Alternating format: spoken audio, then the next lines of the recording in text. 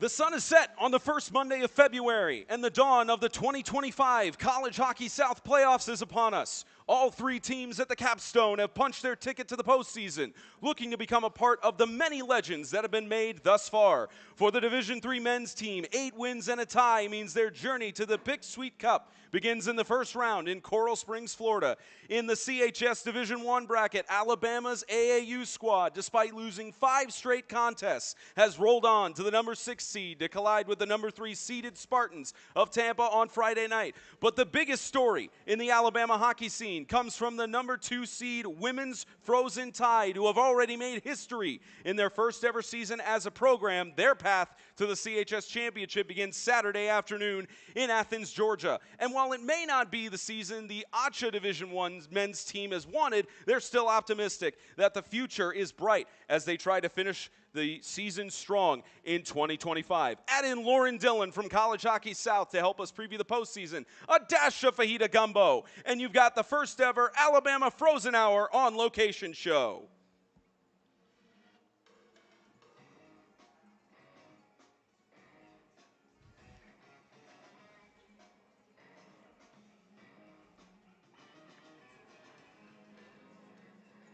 You are looking live at the first ever Alabama on location Frozen Hour.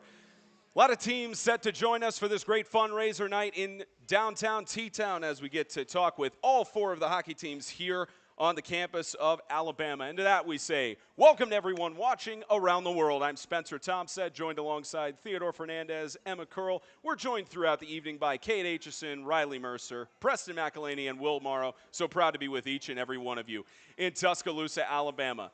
Well, I'm out of breath on this one. Theo, you want to take it away? Yeah, you've talked a lot. You deserve some chances to I'm breathe. just kidding. Welcome to the Frozen Hour, everybody. I'm going to skip the cliches on labor of love and the amount of hard work, dedication, and sacrifice that's gone behind the scenes to get into this, but I'm just really excited to collaborate with you both because I know you and I have been to war together on several broadcasts throughout the year. Many times, and both of you have whether it's an honor or I'm glad this phase is over. You guys were in the classroom on the other side where I was teaching during my PhD responsibilities. I still am. That's right. You're still in one of the classes in sports announcing that we have on Tuesdays, Thursdays. We might not have class on Thursday at least, but we'll be enjoying Chris Stewart tomorrow as well as with the NSMA chapter meeting. But great to have you both, and especially the rest of the ensemble of crew that's with us here behind the scenes. And I know you're ready to talk some hockey, especially with you being the interim play-by-play voice for both the AAU and ACHA teams this semester. Yes, I'm very excited. Grateful to be here. Like you said, this crew that we have is amazing, and I'm excited for a very, very fun 3.5 hours here at Jalapenos. And Emma, always good to talk with representatives from the other teams as well. And I've seen the LinkedIn posts of all the rinkside reporting that you've done. And special shout out to Hannah Alpern, who had sorority commitments and could not be here tonight. Who's also our fantastic on-ice reporter for the women's team. But at least for your case, Emma, I know at first when we were starting to put this together and doing the doodle polls, I know your schedule initially said you weren't able to be here, and then email came in a couple days beforehand saying, hey, I'm ready to go. So really glad to have you on here as kind of one of the, I don't want to say standard media members on air for the D3 team because I know they've had a mixture of different people on the broadcast. But anyways, long story short, really glad to have you with us. Yeah, I'm really excited to be here. I'm grateful for the opportunity. When you sent that email and my name wasn't on there, I was like, well, let me email him real quick because I definitely want to be on this show. I'm excited for a great 3 hours. It's going to be really fun. So. Yeah, I just went by what the doodle poll said. I thought you weren't available and everything. I don't know what I was thinking in that moment. So for those who don't already know, we've been promoting this all through the last week, 2 weeks on social media in terms of how this is going to work, and we're going to be joined first by the Division III men's team. Coach TJ Lancaster will be joining us here in a little bit alongside these two, and then we'll talk about the AAU men's team that has clinched the final playoff spot for the Division I men's bracket. We will also talk with the women's team later on in the show. Lauryn Dillon from College Hockey South will be joining us to talk about her background with the conference, as well as the Director of Community Outreach for the ACHA D1 men's team here. And as mentioned, we'll talk with both of the coach and assistant coach for the women's team, as well as their newly elected president with student organization, Claire Carson, Kate Saber.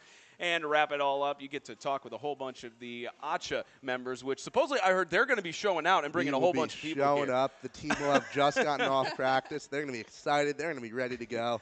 You want to stick around and watch that ACHA segment, trust me. Yeah, I know they have their Monday workouts, and they usually have practices between Tuesdays, Thursdays, and a lot of their teams trying to work around their practice schedules. Appreciate them all being here. And if you're not already here, make sure you show up to Jalapenos. Every purchase through 5 p.m. to 9 p.m. is part of this fundraiser night where a portion of the proceeds will go to all of the teams participating in tonight's festivities. All right, let's go ahead and talk first about the standings. So the Division III bracket for College Hockey South has not been finalized yet. We still have some pieces that are fitting here and there, but as you can see on your screen, for D3, Alabama, as we mentioned, they clinched a playoff berth for College Hockey South. They're right now at that 5 seed. Might go down to 6, might go up to 4, depending on how other things play out throughout the remainder of the season. But I'm kind of jealous. They get to go down to Coral Springs in a couple weeks for the playoffs, whereas it's going to be great to see the new Aikens Ford Arena for the Division I and men's bracket. But Emma, you've been following this season all year long. 8 wins, 5 losses, 1 tie, all the way to 17 points.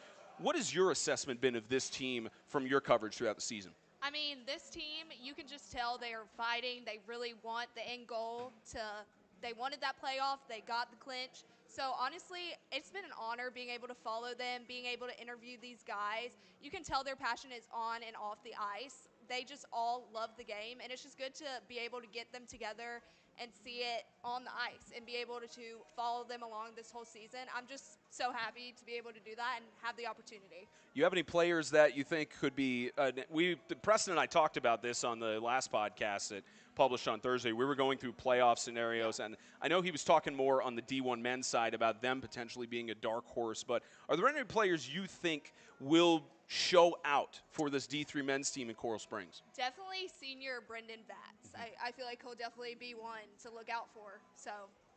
Yeah, especially when you have the seniors that just want it more, knowing they're about to walk that stage in Coleman a couple of blocks away. They did their senior night on Saturday, and I was like getting teary-eyed. I was like, I only known these guys for 1 season, but I mean, you can tell that they love the game, so love the sport. Yeah, the women's team had their senior night split into 2 weeks because Gabrielle Pasillo-Johnson wasn't able to make it for the first senior night due to other scheduling commitments. And it's just always, there's something special about the senior night, whether it's in high school or even at the collegiate level, because they know this might be the last time that they're going to be on the hockey rink, especially the last time they get to be with their brethren. I know that some of them have been here for a while and been a part of this D3 program, at least when it started a couple of years ago. Some of them may have been around the hockey scene in the D2, D1, but exciting to see they're going to the postseason. They have a little bit of a gauntlet because with being in the almost a 5 or 6 seed, they have to play that first round game, which, again, not decided. It could be between Miami or South Florida. There's also Embry-Riddle is in the mix because of the point situations. And if my memory is correct, they've played either 1 or 2 of those teams thus far. So is there one you don't think they should be facing off against in that first round?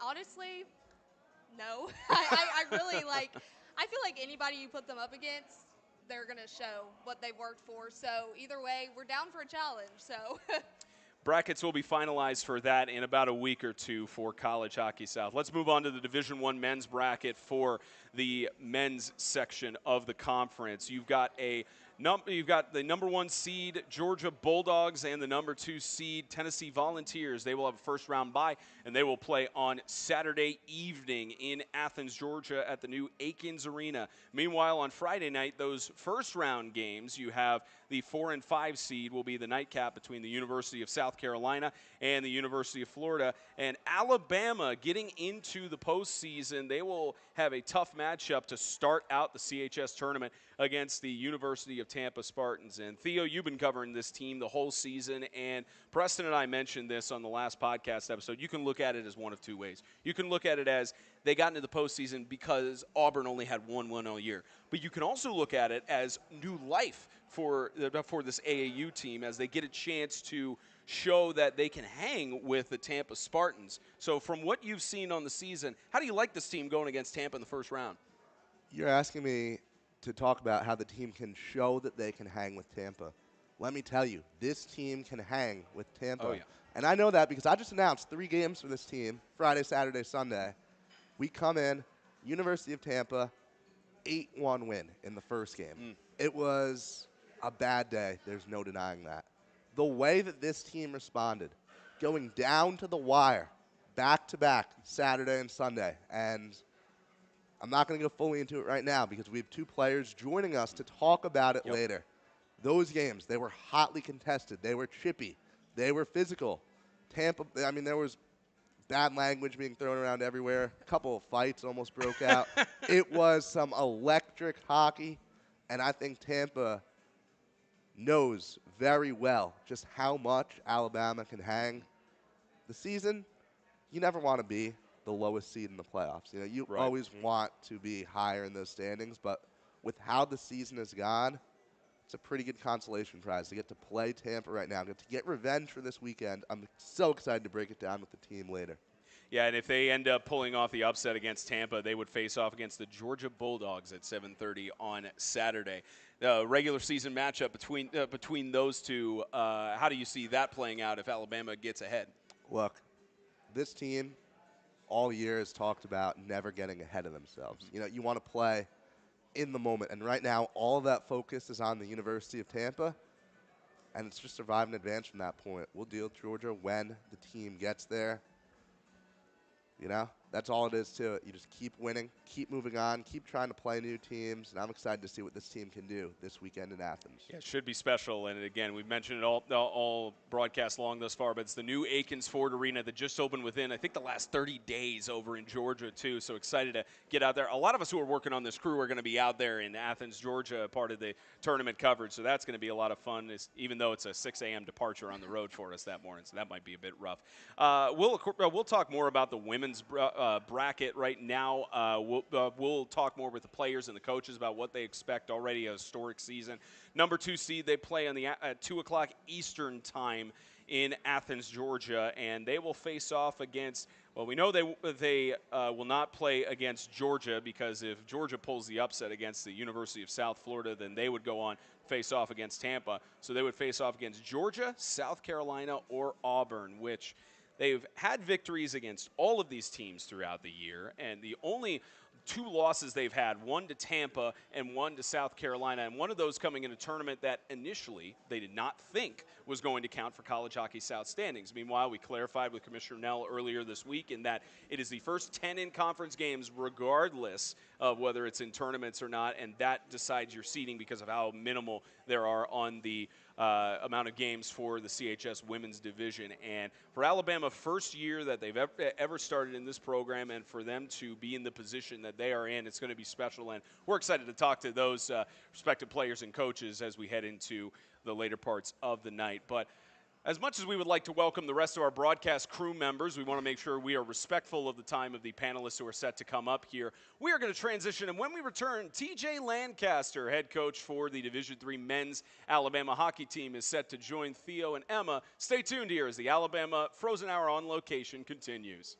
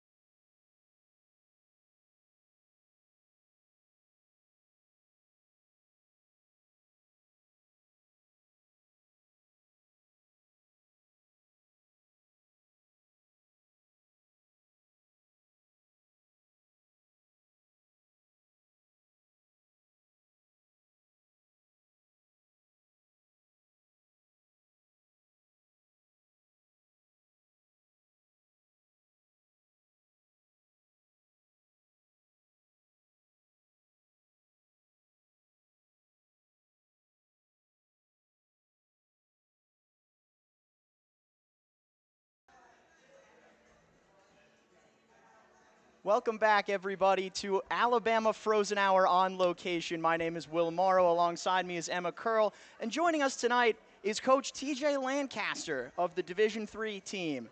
Coach, how are you tonight? Doing pretty good. Thank you guys for having me. Absolutely. So, if my stats are correct here, you guys have punched your ticket to the playoffs. Yes, sir. With a yes, big sir. 10-2 win over Austin P University just last night. Yes. So what is your message going into this game for your guys Well, going into the playoffs? Going into the playoffs, I mean, just be us, right? At the end of the day, all we can control is ourselves. Things are going to go wrong. Obviously, that's just part of the game. That's part of life, overcoming adversity and staying together, and that's all we can really do. Yeah. So talking about kind of staying together, chemistry plays a crucial role in a team's success. So can you share your thoughts on how you foster strong relationships among players, and what specific strategies have you found effective? I guess it all just kind of starts with, like, caring about them as people, right? I mean, at the end of the day, hockey, like, we're having fun. It's a great league that we play and everything.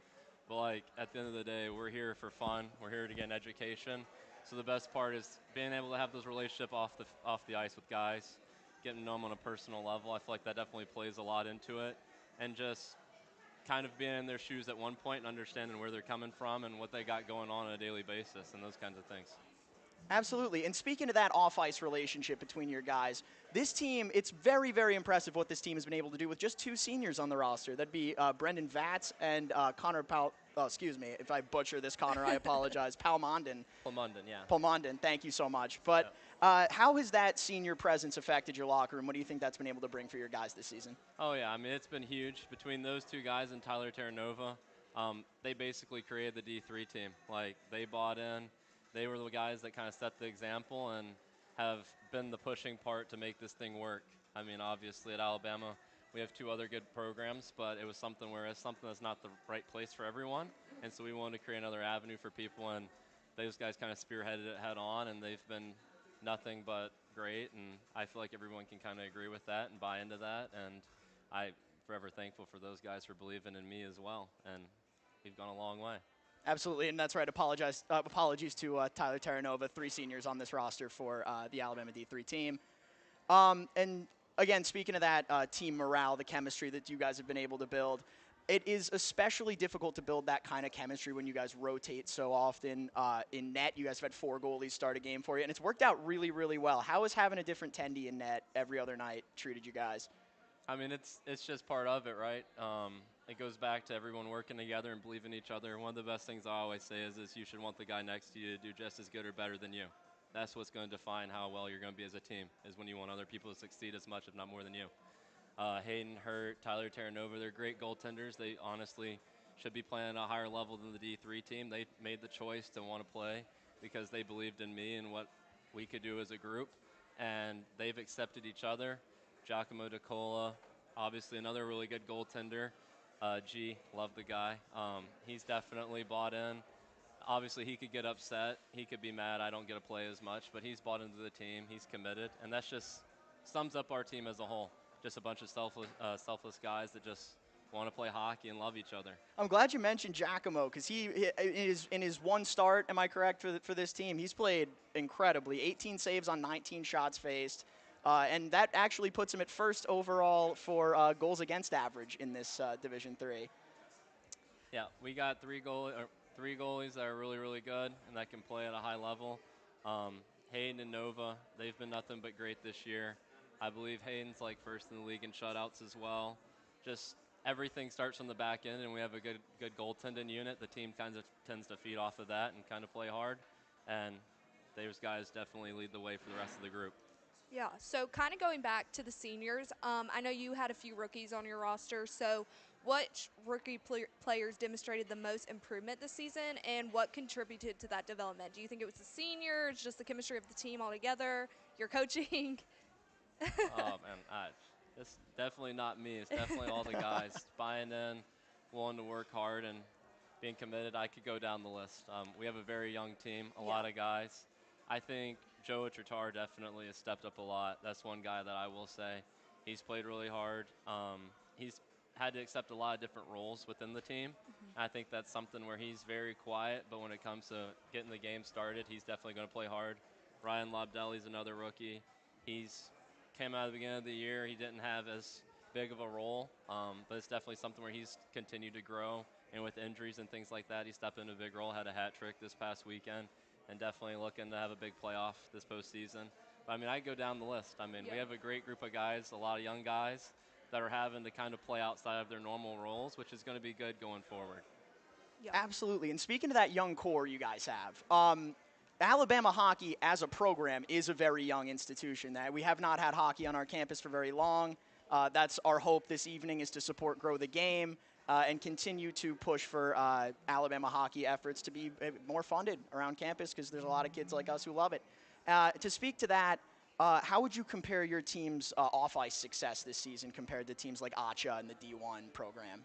I think that's one of the biggest things that we pride ourselves on, personally. We like to get involved in the community. We like to do off-ice stuff. That's definitely something where, going forward in the future, I hope that as a unit we can all work together to get more activities together off the ice. We go to the soup kitchen. We volunteer there. We go to schools as a team and things like that. One thing within the Grow the Game group that I really wish going forward is that we could work together on is having events that aren't the days of practice. We practice Monday nights, and all the Grow the Game events are Monday nights, so our team never gets to go out and help or do anything like that. So that's definitely something that hopefully with being on this show and things like that, we can wrinkle that out so in the future we can be more involved in stuff. But, I mean, I love the way that my guys are so encouraged. They want to go to different events. We went to women's soccer, just different events in the community to kind of get our name out there and help out. And that's the biggest thing for me, is how can you be a better person? I mean, obviously hockey's great and things like that, but at the end of the day, we want to be better people. We want to get more involved in the community, because they don't see ACHA D1, AAU D3. They see Alabama hockey, and you represent the university, so that's at the end of the day all that really matters.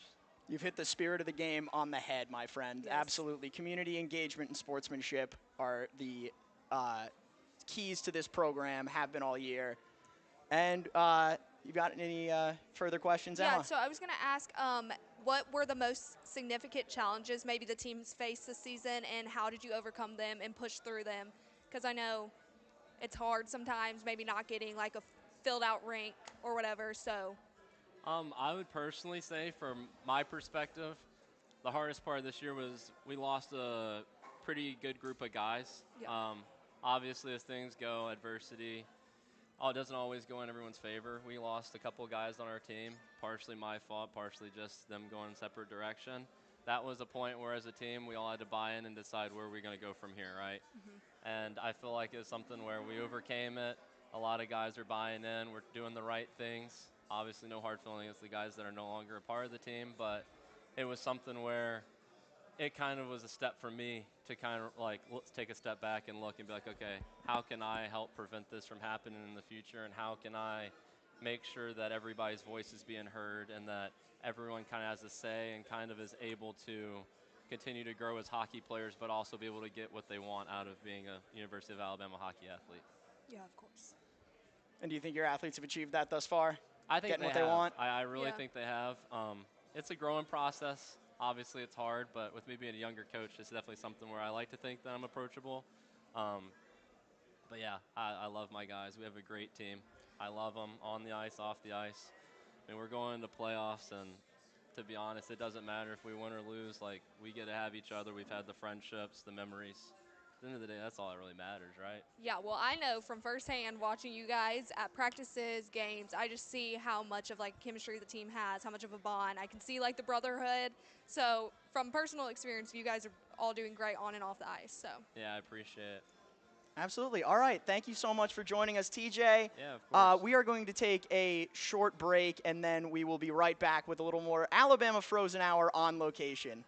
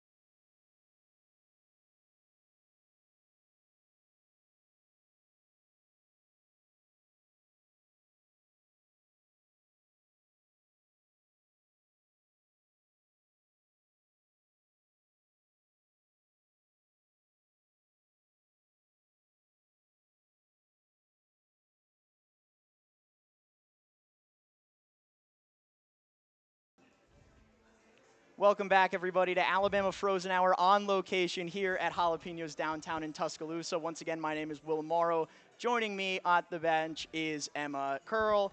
And we've got a few, oh, excuse me.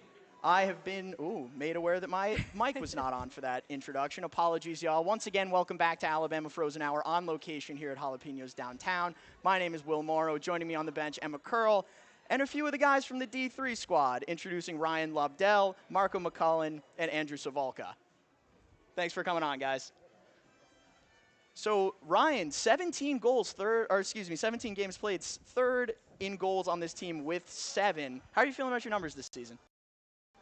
Not bad. I came in with no expectations, so I was excited to play college hockey and just went my way this year. So it's just been fun to play and it worked out for me.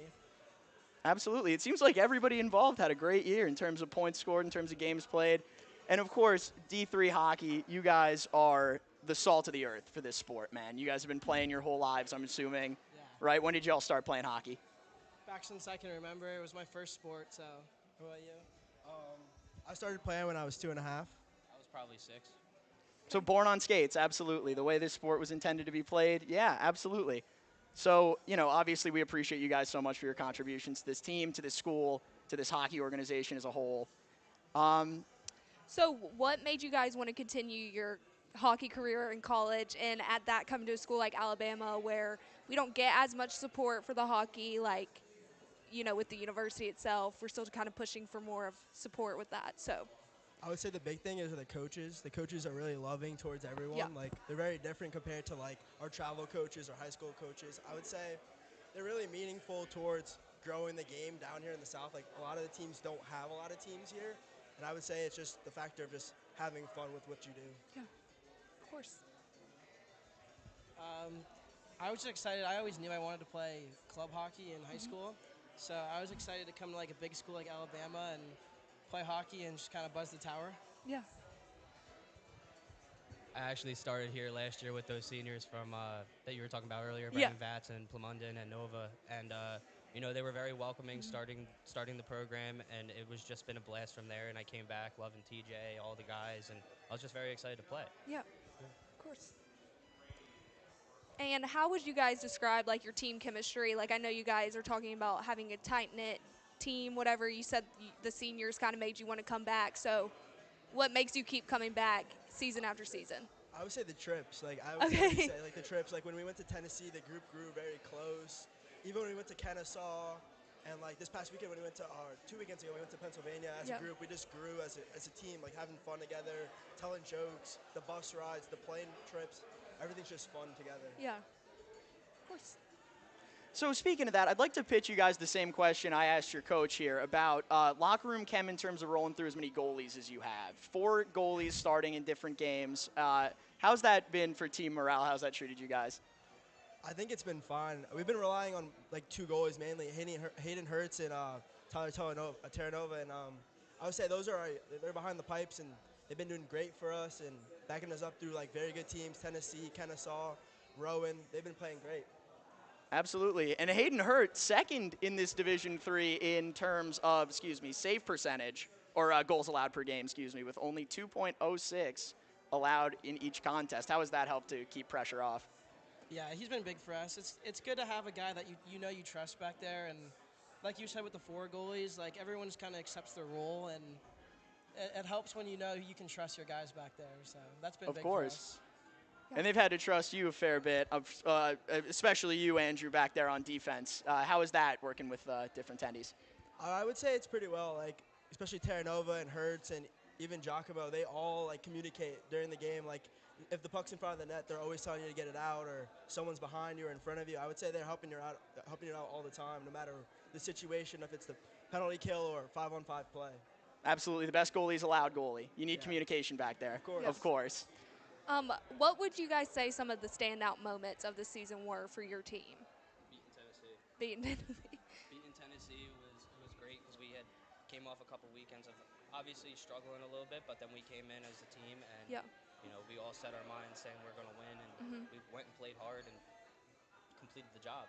Yeah, that goes to that kind of to like the team chemistry, being able to like connect on and off the ice. And So same as they were saying with the other goalies, they always got our backs. Yeah. They're our #1 fans. They're always going to support us, and they're always going to be there to help us. yeah, perfect. Back to those Tennessee Vols, a very, very tough team, leading out these standings in D3. It's got to feel good to go out there and beat them. Got a tie in that first game, October 18th. Are you guys worried about facing them in the playoffs? Any concerns? Personally, no. I'm ready to take them on.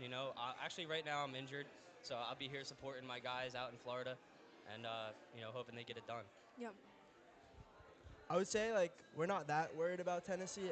I would say it's going to be a good game no matter who we play. Every team in the playoffs are good, so I would say whatever competition comes our way, we can face. I think we're just ready to get after it, forecheck, backcheck, paycheck. That's the name of the game. Oh, so, my goodness. I'm we're so great. glad you said that. We're You ready have to no get in there, idea. and we're gonna get gritty. We're ready. Give us anybody. I've been waiting to slip forecheck, backcheck, paycheck onto this broadcast all night. You heard it here first, folks, this from guy- the this guy Alabama gets it. Frozen Hour on location. Forecheck, backcheck, paycheck. Anything else from you boys? Any final thoughts, comments? All right, thank you guys so much for joining us. Again, I've been Will Morrow, Emma Curl alongside me here at Alabama Frozen Hour on location at Jalapenos downtown. We'll be right back after.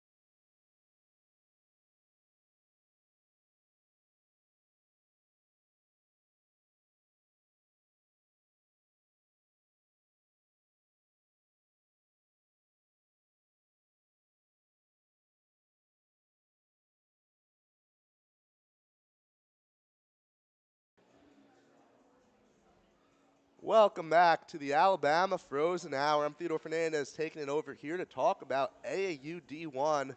I've got two players, Matt Keogh and Brandon Class, joining me. And how are you boys doing tonight? Doing good. Doing good. Glad to be here. It's a very good day to talk hockey, as is every day. And there's nowhere else I'd rather be on my Monday night. So Nope. I am the interim broadcaster right now for the AAU D1 team. Jackson Crosby, our main play-by-play guy, he had to get out of the country, do some studying abroad, so Good guy, Jackson. he is a great guy. He's very fun to work with. Me and Matt Carter have been calling the games, and you guys just wrapped up a 3-game homestand against the University of Tampa. Look, didn't go quite the way you guys wanted it to, Lost all 3, but it was a very hard-fought sweep. So just talk me through, how you range of emotions over that series and over the 5 games you've played since you've been back in Tuscaloosa. Yeah, so that Tampa series was tough. We didn't play great the first game. We came out the second game real hard. 2-1 game going into the third, we're down. 3 breakaways, didn't score any of them, rang a couple crossbars. Our goalie for that game, Contessa, played amazing. He gave us every chance to win that game. Lights out. We ended up taking a penalty, and they got their 3rd goal, and then an empty netter for the 4th. But our scoring chances were there that second game, and those were our guys that were taken into playoffs. And we got them first in playoffs. So Tampa's a good team. They've been top of the country for many years, and we played them hard, and we have a chance, very good chance of beating them at playoffs if we just keep doing our thing. Does it add any extra bit of motivation knowing that, you just played these guys, now 1 week later you get to do it again? Yeah, I mean, I think it's probably good. We saw them 3 games. We know what's going on, and we played them hard. So we just need all the pieces to come together, and we'll be. Yeah, I mean, I think we're very familiar with this team now, playing them 3 games, 180 minutes against these guys. We know, who's big, who's not, who's going to score, who's not. We just got to get our bounces. We got to bury pucks and just play our game. We like the guys that we have, and we just got to execute.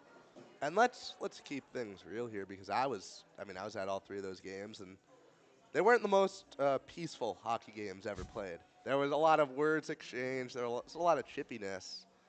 Do you think that all carries over? Do you think all that tension kind of carries over into the playoffs for you guys? I'd say so for sure. I mean, we don't like these guys, and they don't really like us much either. And we definitely don't give them a reason to like us. I mean, I don't know how many combined penalties we had this weekend, but they were all pretty fair for the most part. A couple of fights. We had 2 kids get DQ'd in the first game, and I mean, yeah, that's the story of the weekend right there. Yeah, I mean, it's never personal on the ice. You get into the handshake line after, and everyone becomes friends again. It's just the nature of the game. It gets kind of chippy, but at the end of the day, we're all there for the same reason: play hockey, have some fun, and hopefully do come our back home best. with some hardware. Yeah. Never personal though, so. Yeah, and as It'll you be talk good. about that, how amazing is it to get this opportunity to go down to Athens and you're with so many other hockey players, so many people? Like, how special is that event for you guys? I mean, it's just that's what it's all about. We try not to take ourselves too seriously. We do our best on the ice, but at the end of the day, we're having fun with our buddies and playing the game we all love, and we're playing against people who are doing the exact same thing. So you make good friendships after playing certain guys for so many years, and that's what it's all about. And yeah, like you said, it's all respect. I mean, once we get down there, it's going to be gritty on the ice. There's definitely going to be a lot of bad blood, a lot of fighting, but at the end of the day, we all just want to go play hockey with our buddies and just have a good time and enjoy Athens. Yeah. You talk about having a good time this year. What has been out of this season, which hasn't gone exactly how you hope a season goes as far as the win-loss column goes, but like you said, I mean, you live in Tuscaloosa, Alabama, and you get to play hockey all the time. Is there any game, any moment, any practice that sticks out? I want to hear from each of you, like, just favorite moment from the season so far. I mean, I think a big weekend was when we played Auburn twice at home. We had, I think it was, 7 to, I don't even remember the final scores of those. It was a 10-6 and a 7-3 win for you guys. Yeah, and honestly, in my opinion, it probably should have been even higher margin. I mean, we just buried a lot of pucks that weekend. There was a lot of good energy. We had some guys get their, some rookies get their first goals that weekend, and yeah, it was just really enjoyable, a lot of fun. And I think it showed a lot of us the reason why we want to play and why we want to keep playing. For me, I'd say it was our Georgia weekend. We played them Friday, home football game Saturday, and then we picked it back up Sunday. So that first game, we actually ended up winning in a shootout against Georgia, and they're the number. I mean, I don't think they've lost a game in regulation this year. Really, really good, yeah. I'm not sure, but they're good. So that was probably our best weekend overall of the year. And then, obviously, that Saturday football game was something everyone's going to remember for a lot of years if you live in Tuscaloosa or you're an Alabama fan in general. That game was just awesome. So being able to experience that at home and then play the team again the next day, I think they had won that game by a goal. They did, yeah. That game was a battle after the football game. But, yeah, that was a memorable weekend for me all around. For sure. Well, it's a memorable weekend, and there's one guy in particular who helped to make that weekend so memorable for everyone in Tuscaloosa. That guy is Ryan Williams, and Ryan showed up to one of your games. How cool was that experience? I mean, he's a celebrity around here, I mean, you always hear he's 17. I mean, we got to meet him. He's really nice, really respectful, and we, enjoyed spending that time with him. And then, he gave us that big win and carried us to a win over Georgia. So, I mean, yeah, it was awesome. Yeah, it was cool just to see how he interacted with us. I mean, in the terms of the Bama sports realm, we're nobodies, and he's the man. So he was just very humble, and he said hi to every single one of us, gave us all a handshake, and wished us luck, and just was really positive on the bench when he came down in the locker room. Just overall a really good guy. I wish we could have gotten a better result that game, but it was still cool having him there, and it was cool seeing him interact with everyone and just seeing his character for being such a big celebrity at his age. Yeah, you know, I almost felt bad for him looking at him at that game because he went down to get concessions and he was just swarmed people everywhere. Me and Jackson, we actually, probably the coolest thing we've done this year, we brought him on the broadcast with us, got to I remember that. talk to him for a good 5 minutes, and you could tell Hollywood, he didn't know ball that much. He didn't know exactly what we were talking. He didn't know He didn't know puck. Yeah, There we yeah, go. yeah. But he was having a great time, and it was really fun seeing him out there. Definitely So, a cool experience. with that being said, we are going to go ahead and throw it to our analysts up there who are going to have, I believe, an Alabama hockey hit to give us.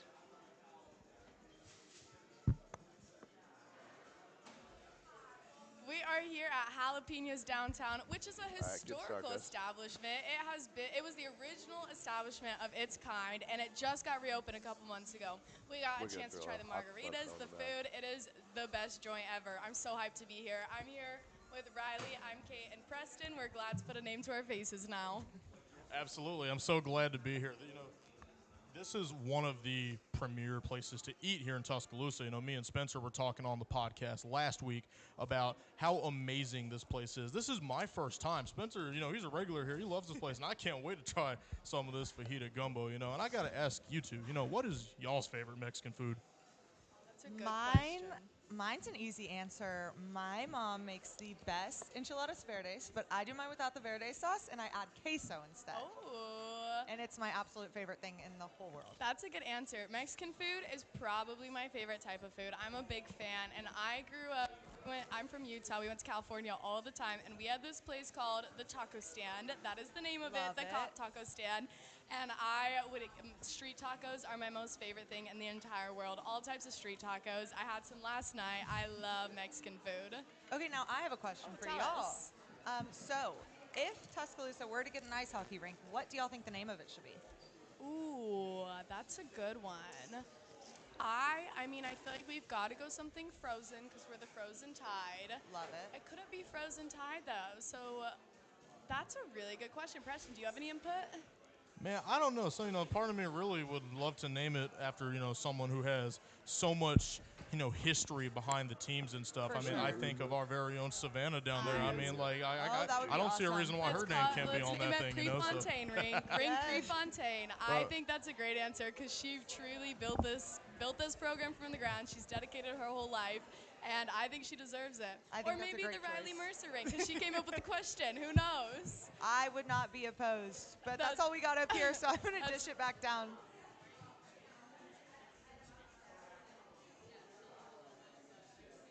All right, and we are back with the AAU D1 hockey team, and we've talked about a lot already. We've talked about a lot of the regular season that occurred and looked forward to the playoffs. But first, let's take a break from talking about the team right now because they had a very fun hit that they talked about.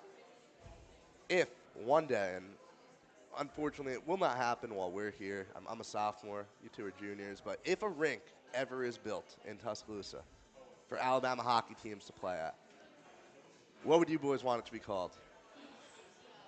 If we got a rink, the last thing on my mind would be what it's called. Yeah. We'd all be jumping for joy around here. That'd be awesome. Yeah. I don't know. Nothing comes to mind right off the top of my head. Well, let's expand on what you said there, though, because it really would, I feel like, mean so much for Tuscaloosa and everything we do. Just how big could Alabama hockey get if we really did have a rink to play at in town or nearby? I mean, I think that opens up, you know, all kinds of opportunities for all kinds of ages. I mean, we see hockey at, you know, when we play in Pelham, we see hockey at every age, you know, youth. We've got, you know, the beer league guys that are coming on after us. And we even went out to, you know, the Tuscaloosa magnet schools and, you know, tried to do some hockey lessons during their, you know, PE classes. And you see how much attention it can draw in and how much, you know, how much those kids love it and how much it, you know, can stay in their life. I think it would be huge, and it'd bring all kinds of attention. Yeah, I mean, the obvious answer is an NCAA D1 team that takes a lot of money, and I don't know, it's something the school wants to invest in right now, but obviously that's a big opportunity. ASU did it. They're doing real well. And the other thing is just like a quality of life thing for Tuscaloosa residents in general. Like, there's so many things that an ice rink offers, just public skating, stick and pucks, youth hockey, figure skating, just you name it. I mean, it'd be a good thing to have in town. It's something that Tuscaloosa's missing. Well, you teased the idea of NCAA. We'll be discussing that idea later on when Acha comes on. But, I mean, we all experience those 55-minute drives to Pelham on a regular basis. And, I mean, it's not fun. Nobody really enjoys it, but it's something that we do have for the time being. But I completely agree with everything you guys said about maybe one day, if it happens, it would do so much for the sport. I want to go back to something you said earlier, Landon, in the last segment. You talked about seeing some of those freshmen step up. As you know, with the two of you, you've one more year here next year playing for the team. And these freshmen, the young guys right now, they're going to have much bigger roles next season. How promising is it seeing how they've played this year and knowing that they can be even better in, 8 months when the next season starts? I mean, personally, we love those guys. I mean, we're around them all the time. They're really good in the locker room. We were talking about Auburn. Rotella had his first goal that weekend, and it was absolutely electric. Everybody was getting hyped for it. We had the same thing this past weekend with Anthony Messina. And, I mean, they're such a tight-knit group, with the team but also with themselves as rookies. They all get along so well, and they bring a lot of energy to the team, and I see a big future with those guys. Tell you, Mac was hyped on that Messina goal. I don't know if you guys saw the play-by-play call that he gave, but he was excited about that one. Yeah, shout out George Tembekas, too. He takes care of the rookies really well. And he's obviously he's one of the guys who got thrown out of that first game, right? Yeah, but I've heard that. Yeah, he keeps the rookies in check, though. So he's kind of just cultivating the next generation of hockey players. Keeping the culture alive. Yeah. For sure. And one thing we see a lot of times is that it's kind of a family affair sometimes with Alabama hockey. We see a lot of siblings, cousins come up. I don't know. Do you guys have anyone like that you're going to try to recruit, whether it's a family member or a friend from your hometown that you know who's like trying to play hockey in college somewhere? Any recruiting efforts from you two or your teammates at least? My little brother's a senior in high school, so he doesn't know what he's doing yet, but there's a chance. My little brother's a junior right now. He plays for the junior Preds, and he'll come visit at some point this semester and meet all the guys. But he's always loved the environment that he's seen that I get to be around since I've been here as a freshman. And I think I'm not saying anything exactly, but we'll see. He likes it down here. He's met a couple of the guys, and he really likes what he sees. So one thing that I'm actually sure almost everyone watching this is going to be interested. You got 3 men's hockey teams at this university. How does it work, like getting players to choose which of the teams to play for, or what kind of conversations are had? I don't know if there's competition between the teams on getting players to roster, or I'm just curious because this is the whole world that we, as fans of Alabama hockey, have almost nothing that we know. Sure. So the selling point for AAU is always the proximity of games and the SEC competition that we play. So that's our pitch to new players. You play teams like South Carolina, Georgia, Tennessee, Auburn, all those schools, and you're not traveling as far. But Acha's a much more established league. It's better hockey. The top teams are better than the top AAU teams, I would say. So there's just a choice that needs to be made. Acha has a great program. They do really well this year, especially the teams run super well. They're playing real well. They're winning games. But yeah, that's what it boils down to a lot of the time. And there's no right or wrong choice at the end of the day. So it's good stuff. As long as you're playing Alabama hockey, that's all right with me. Hey, we all wear that same frozen tide on our jersey. Yeah. Correct. It's all fun at the end of the day. Like we kept saying, nobody's getting paid to be here. Nobody's getting NIL deals. It's just a group of guys coming together and playing some hockey. Play the sport they love, yeah. Are you guys friends with the players on the other teams? Do you guys interact a lot? How's that? For sure. Yeah, for sure. We're all a real tight-knit group. For sure. That is amazing to hear. You know, it's cool getting an inside look at the world of Alabama hockey, and that's what we're trying to do for you all today on Alabama Frozen Hour. We've got one more hit for you guys up top, so we're going to throw it to everyone up there. Hear what they have to say right now.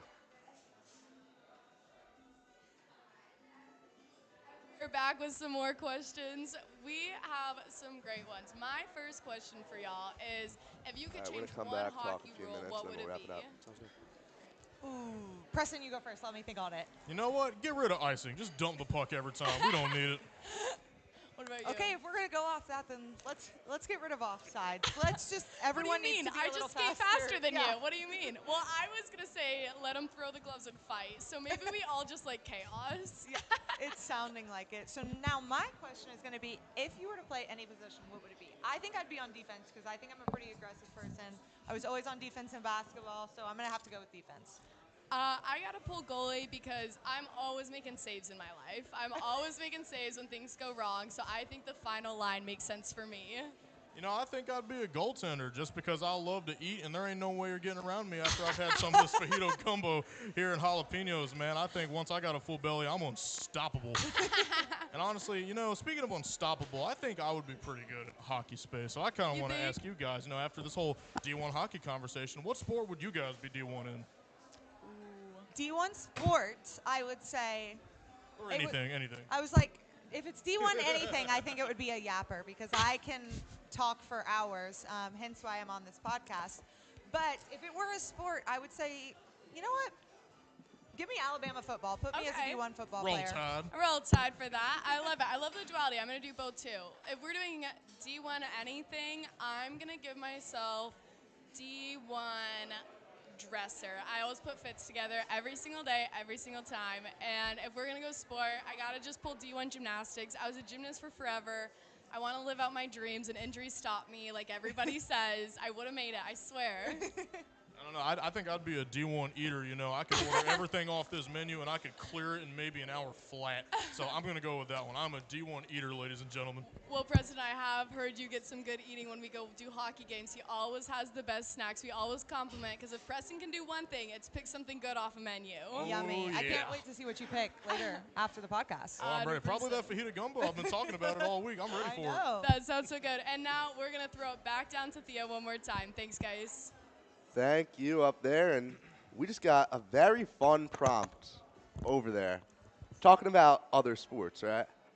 One take online that a lot of hockey players swear by is that hockey's the hardest sport to play. You two agree? I think it's definitely up there, yeah, for sure.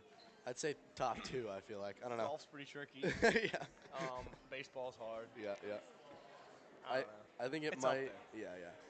So I was a high school wrestler. I believe that is the hardest sport to do. It's tough, but at the same time, I don't have to run into a board full speed on a pair of skates. So it's a whole other world there. So let's just keep running with the prompt they gave us. You guys can play any other sport at D1. Like, you guys have to show up to walk-on practice for one Alabama sport.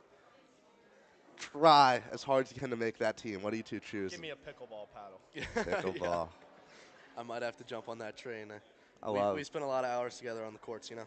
It's very fun to go up to that rec Very play. entertaining sport. Especially Very under the activity. lights. Feels real fun. Yep. Alabama pickleball, whenever that launches with the NCAA, we will give you sure, two a for call. sure. You'll have your NCAA eligibility still, so. There we go. There you go. Future pickleball stars sitting alongside me. But let's get back to the ice, because you guys have a playoff series coming up. You have, games, but at the end of the day, you two are juniors. You have 1 year left here, right, to play. What goals do you have set for yourself, your team? What stuff about next year are you guys really looking forward to as Alabama hockey continues to grow? I think the biggest thing for me is just trying to leave a lasting impact on those kids younger than us. You know, we talked about the rookies earlier. Just be a good example for them and leave them in good hands. I mean, like we also talked about, if my little brother ends up coming here, I want it to be a good example. I want to be good kids, and I want him to, enjoy himself. Yep, just keep cultivating the culture on our team, I guess. Being seniors, you're the leaders of the team, or whatever, and just being able to make it a place where everyone's enjoying themselves and everyone's having a good time. I'd say that's the most important thing about being one of the older kids on the team. You know, everyone at some point has to, you know, play their sport for the last time. I don't know. Maybe you guys will play like beer league hockey later, Shout out continue Coach Rick, going. all roads lead to beer league. Yeah, Great, all great roads lead. article, Coach Rick's friend. Check it out. Little plug. Well, absolutely give that a read. But knowing that it's your last year coming up representing Alabama, wearing that script A, what's that feeling like for you two? You know, I mean, it's bittersweet. I've loved my, time here with him and everybody else, and I like the position we're in right now, and I like the culture that we've cultivated. A lot of energy, a lot of mojo going in, into this next weekend, going into next year. There've been a lot of changes this year, but I think that it's had a very positive impact, and I think that we can cultivate something really good and make a really good culture around the team, and hopefully bring in some good rookies next year and make a big difference, make a big boom in the league. Absolutely. Now, we are just about ready to wrap up our segment with AAU hockey, but I saw you guys both reaching for those chips over the breaks. What are your thoughts, initial thoughts on the food here at Jalapenos? Fantastic. Just fantastic. It's a great place to be, and there's chips and salsa over here at Jalapenos. Is there anywhere better to be on a Monday night in Tuscaloosa? Absolutely not. Absolutely shout not. out Seba. No, this is his favorite place, actually. Yeah. Jalapenos. He takes his girl here on dates all the time, so shout out Maddie Griggs also. You can catch them around here very often here at Jalapenos. And I believe Seb goes for the burrito. That's his favorite thing. Steak burrito, maybe. Yeah. The fajita gumbo is unmatched here. That's I've heard a lot about it tonight. An amazing. You'll continue to hear it if you listen to the show because once Spencer Thompson gets back on air, you'll hear fajita gumbo about every 10 seconds from him. But it's for a good reason. This is a great place to be. And hey, if you come here, you might just run into an Alabama hockey player. So with that being said, we are going to wrap up our AAU segment. Scumbag from Montreal. Great having you two on, and good luck in the playoffs. I'll be there watching, working on the production crews. We're very excited. And with that being said, we're going to throw to the next segment.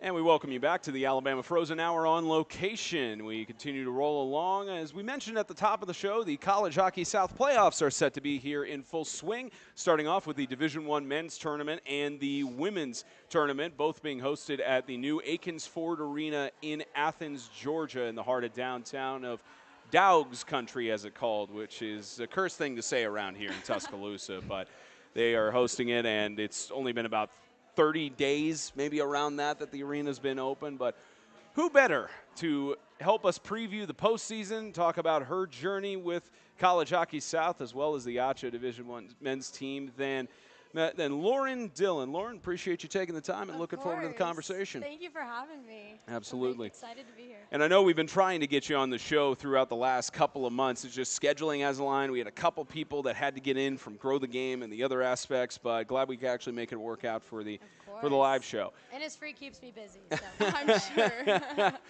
Oh, absolutely. Now I know you're an avid fan of the podcast. I know you tend to listen to all the episodes and everything. So you know I'm going to quote Ian Eagle, in which he told me that you could talk to 100 different sports media professionals about their journey and how they've gotten to where they are today, and you would get 100 different answers. So what has the journey been like for Lauryn Dillon from the moment you knew you wanted to be in this business to now being immersed in this business, not only at the conference level, but in the city where legends are made? Oh boy, yeah, for sure. So I actually graduated from Georgia State this past spring, which is in downtown Atlanta. I graduated with my BA in psychology. You know, I love psychology. It was a great thing to study in my undergrad, but I slowly realized my last semester of college that is not what I wanted to go into. You know, I am a big Rangers fan, you know, LGR for life, and, you know, it's been a tough season for them, but always supporting them. And my last semester of college, I was, you know, watching a lot of Rangers games and, you know, getting really into it, and I thought, you know, maybe hockey.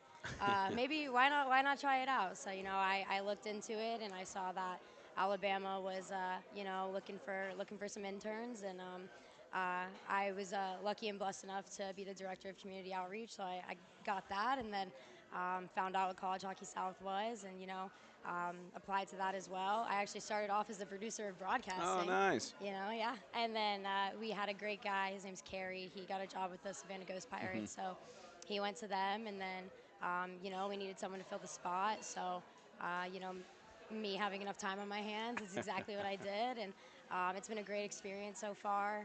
A lot of talented and good teams in the conference. You know, it's been a good time so far. Couple things to follow up on that. So you said you're a Rangers fan. We've got Theodore over here, who is, as he's trying to troubleshoot things, but Theo is from New York, grew up in the Brooklyn area, and he's on the same boat as you in terms of seeing the kind of suffering for Rangers and other New York sports on that. So you're not alone in that. And you mentioned you got a degree in psychology and ended up pivoting. Sounds very much like the lady sitting next to you, where she might just be. not psychology, but it would have been Dr. Aitchison potentially. That was the but goal. she completely pivoted over to the Yes, sports side. I was just going to ask about that. So I know. So just background, I graduated with my associate's degree in pre-med. That was the plan for a very long time, and I had a very similar. I was like, you know what? I love this. It was the coolest thing ever. I worked in the hospital. I studied it, and I was like, I am 18 years old and a little bit burnt out, and that does not bode well.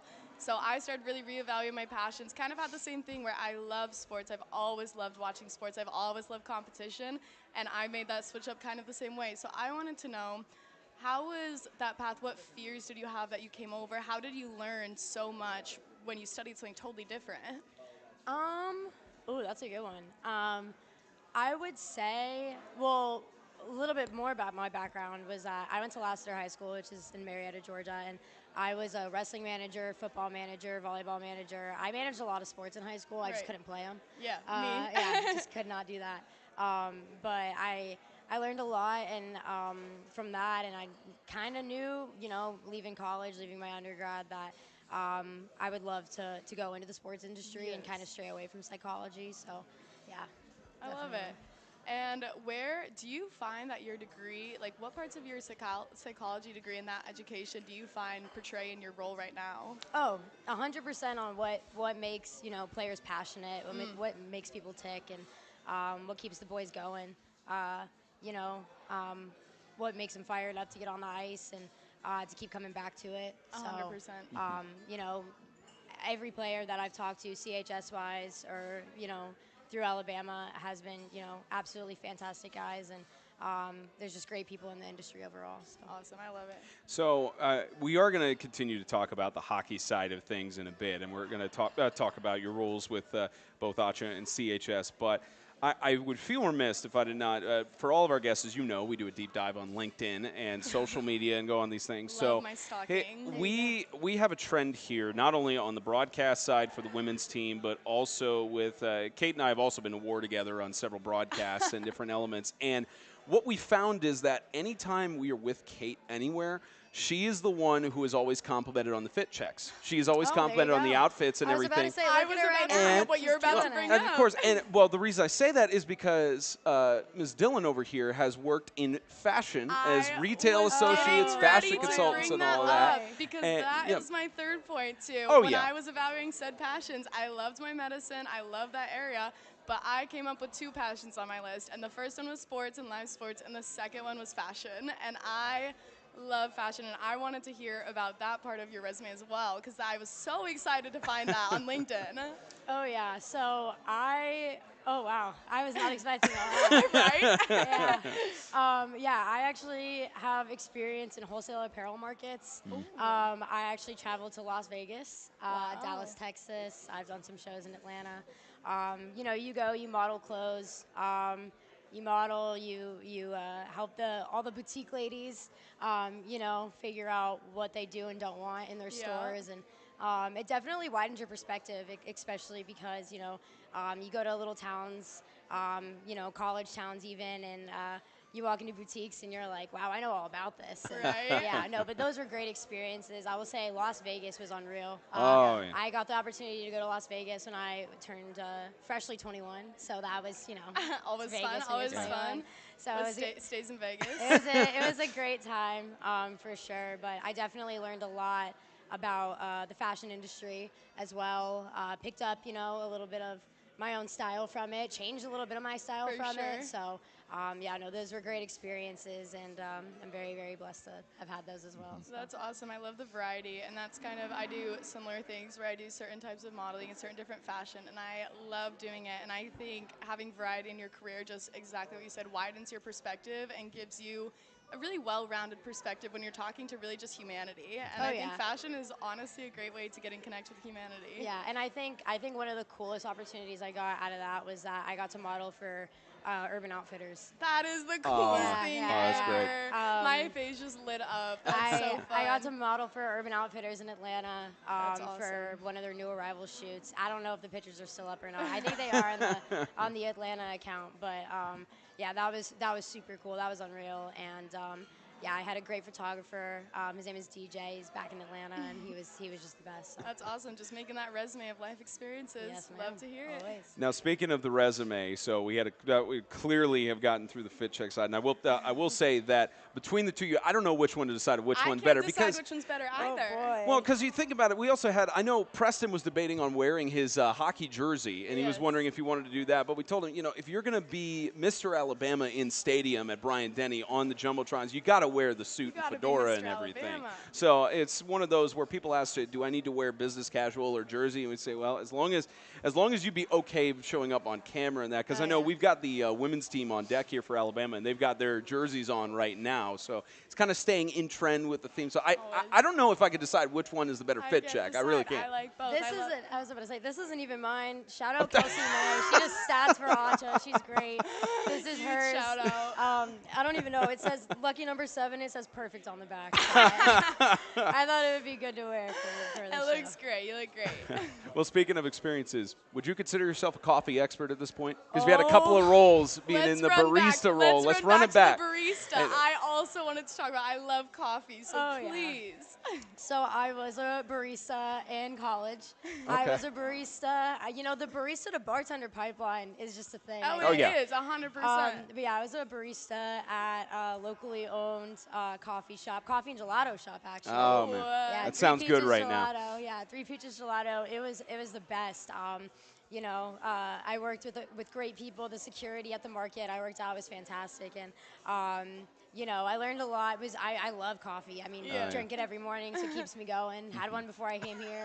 Me too. You know, yeah, there you go. We can tell the energy levels are up there. So if there was not caffeine in your system, I'd say good on you at this point to have that natural energy. Happy. But yeah, that was great. And then for a little bit, I was, you know, making coffee in the morning and, you know, serving alcohol at night. Yeah. And, you know, and then I just went to bartending. Full round robin. Mm-hmm. Oh, yeah. Went straight into bartending. Yeah, for the longest time, my sister was a barista as well up in Nashville. Worked at a couple of coffee bars. And what we found was that, at least at her work, she ended up working in a lot of systems. She never worked at Starbucks.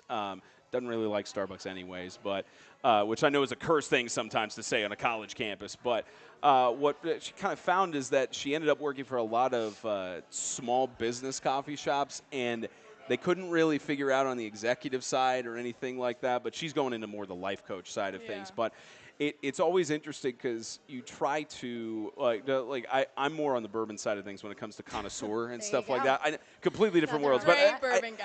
I say this because like with coffee, I don't get I know not everyone is a coffee snob, but not everyone is a coffee expert. But I just never understood the whole, like, they're like, oh, this is like a Colombian blend, or this is from Nicaragua or other nations. I'm just like, I don't get it. It's just coffee. Like, I just never got it. You cannot be a bourbon guy and say it's just coffee. Coffee tastes more different than bourbons taste different. Okay. And I'm a connoisseur of both. I mean, I will say also my dad, as I've said many times, Green Beret, 24 years, so he's used to drinking what they call dirt, of not having any creamer or sugar in that. So That's and how like I could tolerate that, and I enjoy it. I sometimes have to put half and half or whipped cream on it, but like I just don't like when if you put like a side by side of just straight coffee on things, maybe I could tell some of the differences, but like I'm just not one of those of like I have to have this specific blend, like the Pike roast from Starbucks. Okay. Like I just can't. I'm just not that guy. I may not be that guy on different types of blends, but I can always tell if coffee is brewed correctly. Okay. A good brewed cup of coffee is huge. Maybe you need to teach me. That might be one of those things. I was in Spencer's hometown, stayed with his parents. Nashville, it was super fun.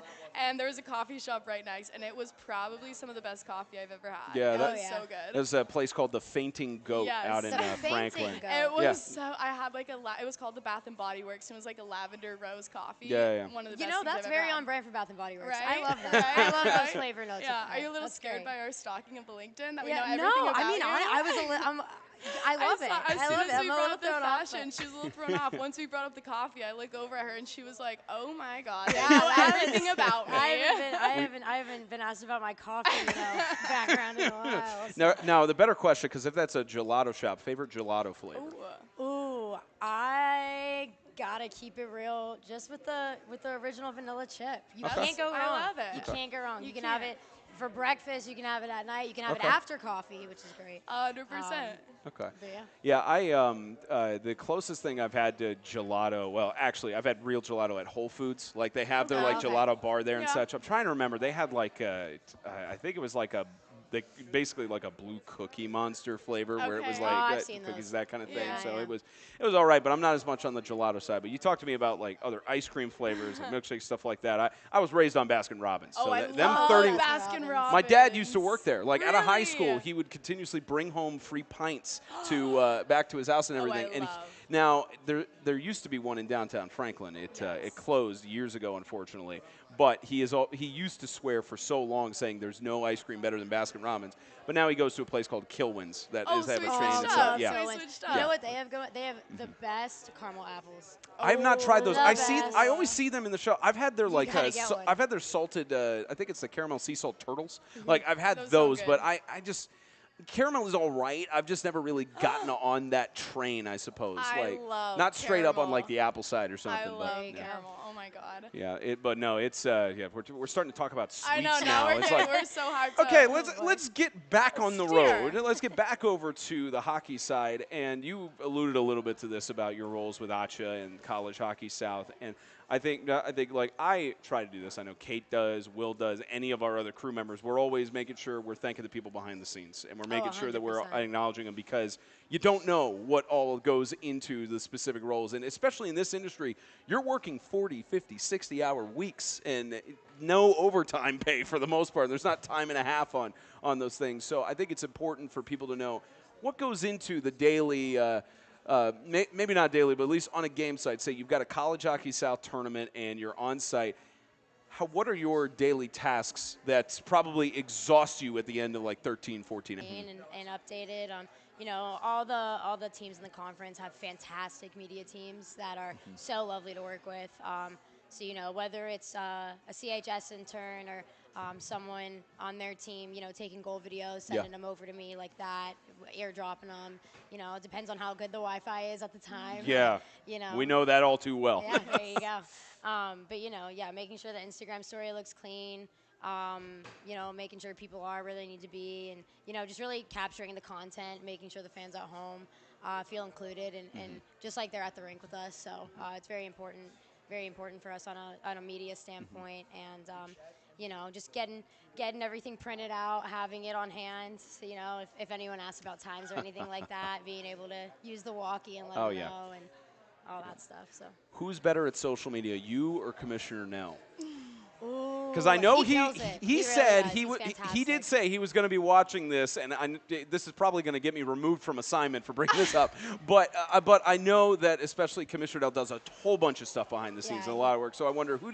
So you say he kills it, and he does pretty well on that. He's so much better. I mean, all the playoff graphics that you guys have seen in the upcoming weeks, that's all him. Oh, that's all him. Oh, yeah, wow. No, he's fantastic. He, this whole conference, we like to say it's his baby. He puts so much time and effort into it. He takes care of everyone so well, and he's absolutely great to work with. His wife is absolutely amazing as well, and it's really easy to work under such great people. So. Yeah, I meant to tell her Commissioner's wife when I was working the Veterans Cup. She has the same name as my sister, Montana. Really? Yeah, it's a beautiful name. Yeah, it's I've got Hunter's the oldest sibling, my brother, and then sisters Jericho and Montana. So we all have sisters' names. They're so pretty. We all have names that if that you're not going to find them on souvenir key tags at shops or anything. But if you misspell them, you're dumb. So it's just one of those Spencer? where it's. You don't find Spencer? No, you would be Really? surprised at like the souvenir shops and key tags and things. You do not it's find all right. There's Spencer. no Lauren with a Y in the That, world. yeah, the so. spelling is where that I don't gets have you. I'm just Kate. There's never just Kate. There's Katie or Caitlin, which is not my name. Oh, there's never Kate? There's never like the just short stuff? Kate. Or whatever? It's always Katie. Maybe Kate Saber off camera would probably know about that, of like the souvenir. Like do you ever find the souvenir key tags of like, do you see any of them that say Kate? Oh, okay, she said she's been Catherine for a while. I was going to say, okay, my name's just Kate, nothing else. The spelling might get you on Catherine then, because there's like the I-N-E or the Y-N and different spellings. There's some of those that like go double N's on the name. So yeah, it's you're not going to find Spencers on those finicky. things. Yeah, same with like Montana and Jericho. You'll find Hunter occasionally, but like you can pronounce them, but you can't find them on the souvenir things. You have to do the custom side of things. So. Director of Outreach with ACHA. I know, especially on this campus, there's a lot of, and we just had our staff senior night for the women's team. I know all the teams participating had their senior nights these last weekends. And you said you just graduated from Georgia and Georgia State University specifically, and you were very new on this graduate life, and this is now technically semester 2 of being outside of the college phase. So in terms of ACHA, what has that experience been like for you in being able to help the team on their outreach front? Oh, yeah. I mean, well, just everyone staff-wise is fantastic. Our boys are very, very talented, skilled players. They work very, very hard. But, we've had some really cool events. Last semester we had Paint a Player at Innisfree. Oh, man. They were a little thrown off by that when they were like, Lauren, what do you mean? What do you mean people are paying money to throw paint at us? And that's exactly what it was. But, it was great. We had some drink deals going on for everyone of age, so that was fun. And people came out, and we set up a little station where you can flick paint at the players, and that's exactly what it was. And they had to go shower right after, but it was that was a great event, and we're planning on doing a couple more this semester. Oh, yeah. Yeah, it's when you have those segments. I know. I think Grow the Game did like Pie a Player, where they did that with several. That's why we people put a spin on it. You got to find the paint or something like that. Is there maybe a water bucket in the future? One of those you throw at the target. A dunk tank. That's what it's called. Yeah, I'm sure that if that is not in the mix in some regard, I wonder where you even get a dunk tank. Like, I wonder. I know you can rent bouncy castles pretty easily. You can definitely rent that rent stuff, them. I just have never 100%. heard of that. Yeah. Maybe like a carnival. Yeah. Like, find like a Carnival carnival type, company. Where is the nearest We should carnival put around you here? in a dunk tank. I agree. Let's put Spence on I a think we dunk should tank. put Spencer. I am the I one who is agree. always put into these Let's things. just I'm put- surprised yeah, they didn't do let's paint a broadcaster. Like, I'm Okay, surprised that didn't happen. I'm sure Will would do it. We'd have a paint a broadcaster segment. He has no clue what I'm talking about I think right we should do 2 dunk tanks, me and Lauryn throwing, and I think we'd nail every single one. 100%. 100%. Oh, We throw like a girl, and we nail it. And we nail it every single time.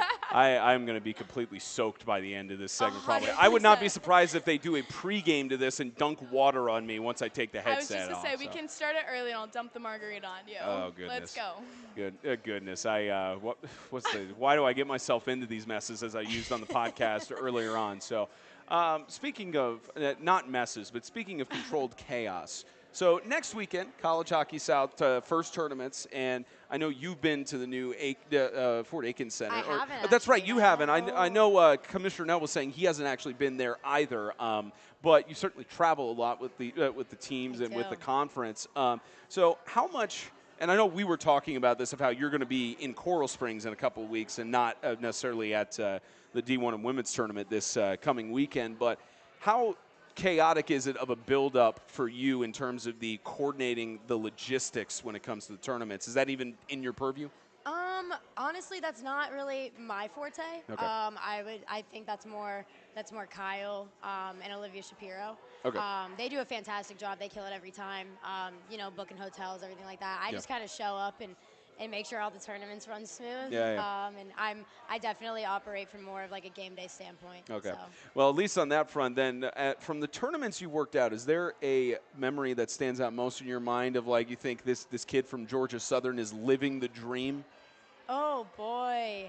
I definitely have some stories. I think my first tournament was Battle at the Beach. Yeah. And that was a wild one. That was so fun. Great teams in that. The FAU guys are just so kind, and their media team was just so kind. They were so lovely to work with, and great players for sure. And I think the MVP for that one was Brady Bezier. Yeah. Great kid. And he's definitely. I looked at his stats, and he's been making it up there a little bit. So FAU is a great team. Yeah, and especially in the you'll get to probably see a lot of those familiar faces in the D2 tournament since it's being hosted out there in Coral Springs. Is there a lot of excitement on your end to get down to the beach in February? Oh, yeah. I mean, it's the beach. How can you not? Yeah, no, my dad, he's actually watching. Hi, Dad. My dad's actually in Florida right now. But, yeah, I love the beach. And I'm mostly just excited to see, all the teams, duke it out and who comes out on top. That's obviously the point of it, isn't that? So, but, yeah, no, I'm really excited for that. Now, the only thing, again, this could get me removed from assignment, but Commissioner Nell, please do not put a future tournament on Super Bowl Sunday, because we are going to be driving back. I think the last game starts at 3 or 3:30 Eastern, and we're going to be like right when we get packed up, all said and done. The Super Bowl is starting jetting back. I know you probably had nothing to do with that, Definitely but I not. just wonder. I know it's hockey, and I know it's a different sport and such. I just wonder if there's anybody else who has the same sentiment of like.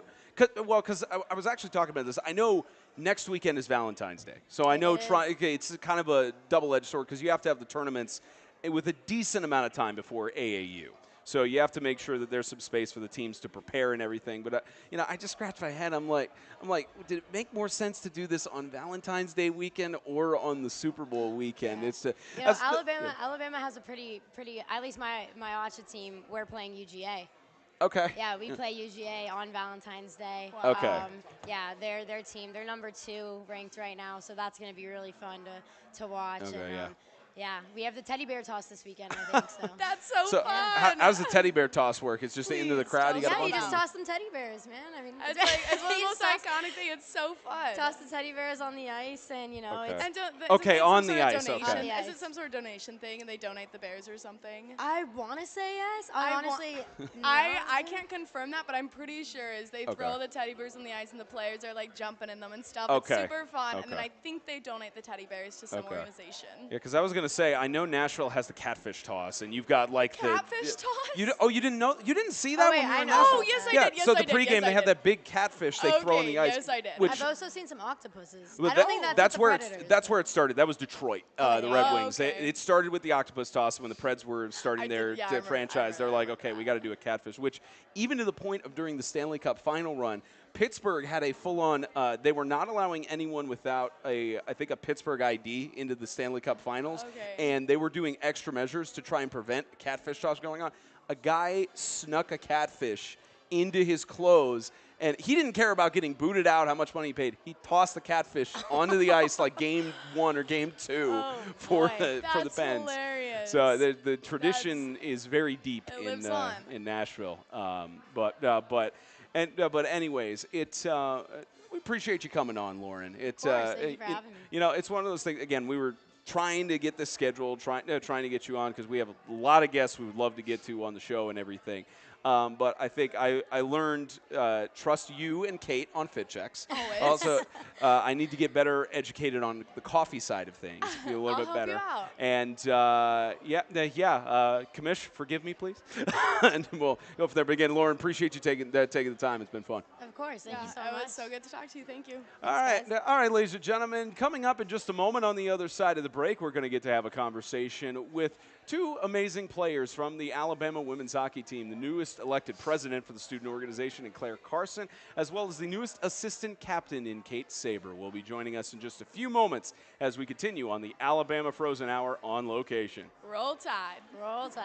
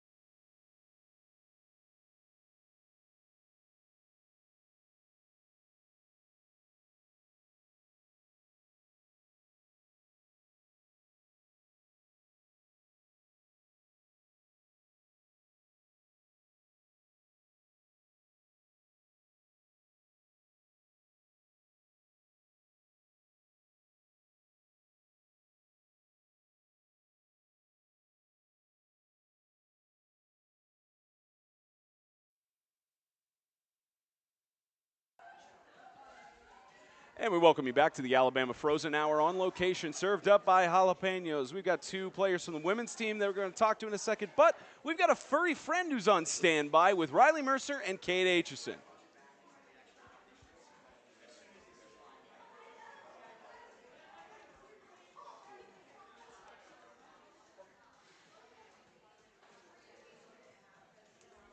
Their mics aren't picking up.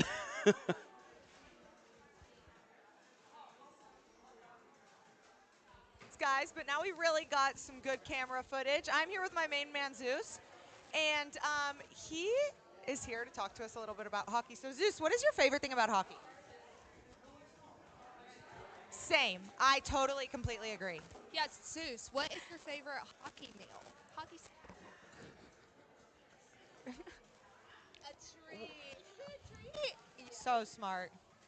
What a sweet boy. He is a true hockey fan. But we are going to send it back inside to Spencer. Yeah, riveting stuff, ladies. We appreciate it with the dog segment. All right. As mentioned, we have got the newly elected president for the student organization in the Alabama Women's Hockey Club in Claire Carson and the newest assistant captain for the team in Kate Saber. We appreciate you, too, taking the time to come on. I know you said yesterday or Saturday at the arena that you were a bit nervous coming on here. Have the nerves settled down yet? No. Well, we'll try to settle them a little bit as well. And Claire, congratulations on your election to the presidency. Thank you. I'm actually vice president. Vice president, okay. Vice president. Okay. I got that wrong. I'm sure Savannah will roast me afterwards for that kind of stuff. But I know she gave me a look. I was yeah. like, All right. oh, Well, I'm in trouble. Well, I I'm guess in trouble now. Well, I guess we'll start with kind of on that. We've ended up talking with several different players throughout the year on how they've gotten here, and I love the quote you had from one of the local news outlets a couple weeks ago when they covered, and you saying that you didn't even know hockey was here at Alabama. So I guess we'll start with you on what has the journey been like for you in terms of when you knew you wanted to get into kinesiology, at least of your major right now, to now being one of the team leaders here in the city where legends are made?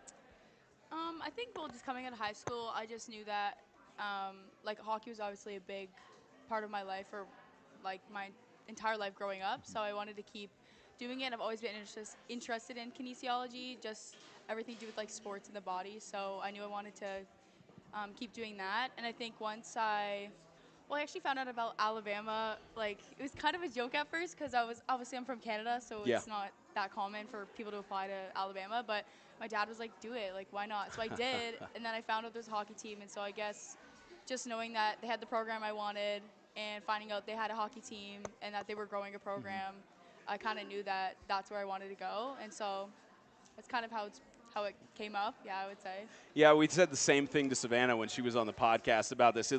Normally you don't think, if you're in Canada, you don't think Tuscaloosa. No. You really have to make the conscious effort and decision to come down here. Yes, you do.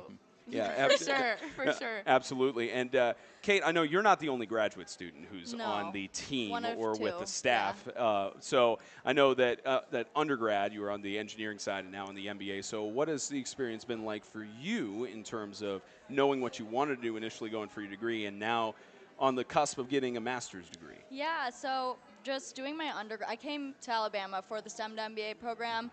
I knew engineering would make money, and I knew sales would make money, so that's my honest reason. They gave me a lot of scholarship money to come here, so that's one of the big reasons I did come to Alabama. And just looking into, my undergraduate time, I was in Tri-Del. I was very, involved. Those were where my friends were. So last year and my senior year, trying to figure out what my fifth year was going to look like, what that was going to look like once all my friends graduated, and having the opportunity to meet all these girls. And, they treat me like a second family. It's been nice to, have that group of people to be with. If I had known that you were in Tri-Delta, I would have said something to Riley off camera here, because Tri-Delta, she's on the Tri-Delta side and everything. She's showing the diamond off camera. So I'll continue with you on this, Kate, because media day, we've got the whole diamond stuff. So Kate, I know from media day, Preston and I, we did the whole spreadsheet of talking with the players and getting names and confirmed majors and all those things. And I remember very distinctly when I asked you what position, you could have said anything. You said anywhere but the net. Like, Well, you said that yeah. directly of anyone. Do you still feel comfortable in that, like not going anywhere Yes, near no, goaltending? I will tip a shot from, the forward end, but Yeah. anywhere near our goalie, I'm like, that's her job, not mine. Keep me away. And the goaltenders are just fantastic, I too. know. Like, not just from the scrimmage on Saturday, but that USC series. Preston and I, we've been talking about this all season long of how good the goaltending has been. Yeah, and I think this Alabama defense has been so dominant, and the stuff in the goaltending has been just absolute phenomenal work. And I just want to say to you two, congratulations for making it this far. I think you guys came up from, just this team that just didn't exist, and now you're in here just dominating the conference and with high postseason hopes and stuff. So I think this whole team has done a phenomenal job, not just the goaltending. And one thing I do want to say about the goaltending is that it's so deep in terms of the depth, because it doesn't matter who you put in, they're going to put on an MVP level performance. And this Alabama team has just done such a good job with that this season. Oh yeah, and we've talked about it the entire time, and not just from other team standpoints of how great their goaltenders have been. We also mentioned it on Saturday of how I believe it was Natalie Coots who's on the top stats in terms of, I believe, GAA in terms of her statistics, and she's doing really well on that. But anyways, we'll probably have them out at some point in the podcast, but we're here to talk to these two. So, Claire, I kind of warned you about this beforehand, but your first semester on campus as a freshman, and I know you and Savannah have a strong bond, Yes, but we do. she tells you, hey, we need a camera operator for the Veterans Cup when we're not doing anything this weekend. Can you come up? And you agree, you jump into it. Yeah. I know we had good conversations between to try and keep the entertainment going, but did you feel comfortable on that sort of side? I mean, at first I was definitely nervous because I was told, don't mess it up. You gotta go with the game. And I was like, no, I know the game. It'll be good. I got it. So I think it did help, knowing how fast-paced it was going to be. But I was definitely nervous at first, especially because you weren't there the first game. Yeah. So I didn't have anybody to talk to. It was just me with the camera and some random dude. I didn't know. Jackson, yeah. He was chill. Yeah. But it definitely was. It was really funny. And Sav just texted me. She's like, "Hey, do you want to come this weekend with me?" And I was like, "Sure." Yeah. And I didn't know I was gonna have to do the camera, but I'm glad I did. It was definitely really fun. Yeah, I've told the story several times where it's always the first text from Savannah who goes, "Hi." Yeah. And we go, "Hi." She goes, "I need a favor." Yeah, she It's like, pulls okay. you in. She pulls you in before you can answer. Yeah, but we love you, Savannah. Oh yes, we love Savannah. So, Kate, I want to dig into you mentioned it at the top on your role of being an assistant captain. I love watching that video back of, and I know Anya's going to talk with us in a little bit, but I love. Don't make me cry again. I love that segment of there's just this build up and talk about, well, this person has been so great to the team and everything, and just seeing that raw emotion. What did that mean to you that your sisters on the ice essentially said that we trust you and we want you to be one of our appointed leaders? Yeah, I honestly didn't see it coming because I am, a fifth year. This is my last year on the team, so I wasn't expecting it at all. Yeah. I was looking around like, oh, it's going to be her, it's going to be her. And then she said my name, and I was like, wait, what? I didn't even take it in as, being for me. So that was just really exciting, and I don't know, I guess appreciating from that side of things, I was like, that's what people see, from me, which was kind of, honoring to feel in that moment. Well, especially because of the amount of the standard that you have to live up to with the other assistants and the captains. Because I know, Preston, we've been talking about this all season long, too, and that Kira Duffany is the standard in terms of, the captain side, and it's going to be tough to fill those roles. I know that the ones who are appointed are fantastic to fill those, but it's just such a high standard. Yeah, and we have such a high standard at UA, not just with hockey, but just with everything. And I think when you create a new sport, the best way to gather a fan base is to show that you can hang with the big dogs. You got Alabama football, your Alabama basketballs, you got, even your softballs, your baseballs, you got all these big teams. Why not hockey? Why not hockey? It can definitely be one of them, and I think you guys have done a phenomenal job at showing why it can be one of them. And I think this team has just done so good this season, establishing just it's such a good first impression of things going forward. And I think you guys have just done such an amazing job. Now, Claire, to dig in more onto your election to the vice president's role, as we've talked about this on the podcast before, that a lot of people don't know that that if your team is not sanctioned by your collegiate conference, then you're having to essentially go through the rec center and having to be a student organization, and that takes a lot of work to keep that up with the funding and the player dues and all of that. So on the vice president side, what would you say your role is heading into next year? I would say my biggest role is just like communication within like our own team, but also like with other teams as well. Obviously, Morgan, she's president, Yep. and she does mostly communication between like captains and presidents. Pardon? It's okay. Moving It's on. okay. Moving on. The presidents from other teams, but I'm just kind of there to help, help keep everything organized, and mostly just keep like communication and collaboration good with the team. Yeah, and I remember I was talking with Kira between the podcasts. Initially, when the team was going to go to Tampa, they were talking about fact funding, which Yeah. unfortunately I know that all too well of how stressful it is to get that form filled out. Hopefully, you don't have to go through filling out those forms because they're a bit daunting. But it's still I get why they have it, but but it's still one of the. Do you know if you guys, and Savannah might be able to know the answer to this? Did you guys get fact funding for the tournament since the Tampa Tampa tournament was canceled? Like, you guys using the fact funding for the bus or anything for this We weekend? didn't get it. Yeah. No. Very sad. Very sad that didn't happen. Wah. We have to protest. okay. She's on the Student Government Association. I'm Yeah, surprised. We let's- need to have a peaceful protest on this stuff. But no, but that's still, again, to be elected to an executive position in your freshman year, like that takes a lot of time and to build a lot of trust with your players and everything. And I'm sure it's similar to how Kate got the assistant captain role. That has to be a humbling and great honor for you to essentially have your sisters on the ice say, "We trust you." Yeah, it definitely felt pretty good. I was like a bit nervous because obviously I know like I am a freshman, it's my first year, and the team is only just getting started, and obviously I'm only just joining when it's already been built up from so much. Like last year they did such a great job, so I'm kind of just coming in kind of in the middle of it just to help, but it was really great that people trust me with that, and that I've like kind of built that relationship with the girls on the team, because it definitely feels pretty good when you have like a whole team that supports you with it. So Now, I know Kate said try not to make her cry, but she might on this next question. And this is for both of you. So we've talked about all year long of how this is the first year. Like, this is the first year. And it's also, unfortunately, the last year for several of you, including yourself, Kate. And I know that Kira, her graduating, as well as the other seniors. What impact have they had on you in your respective journey from the teammate standpoint of the seniors?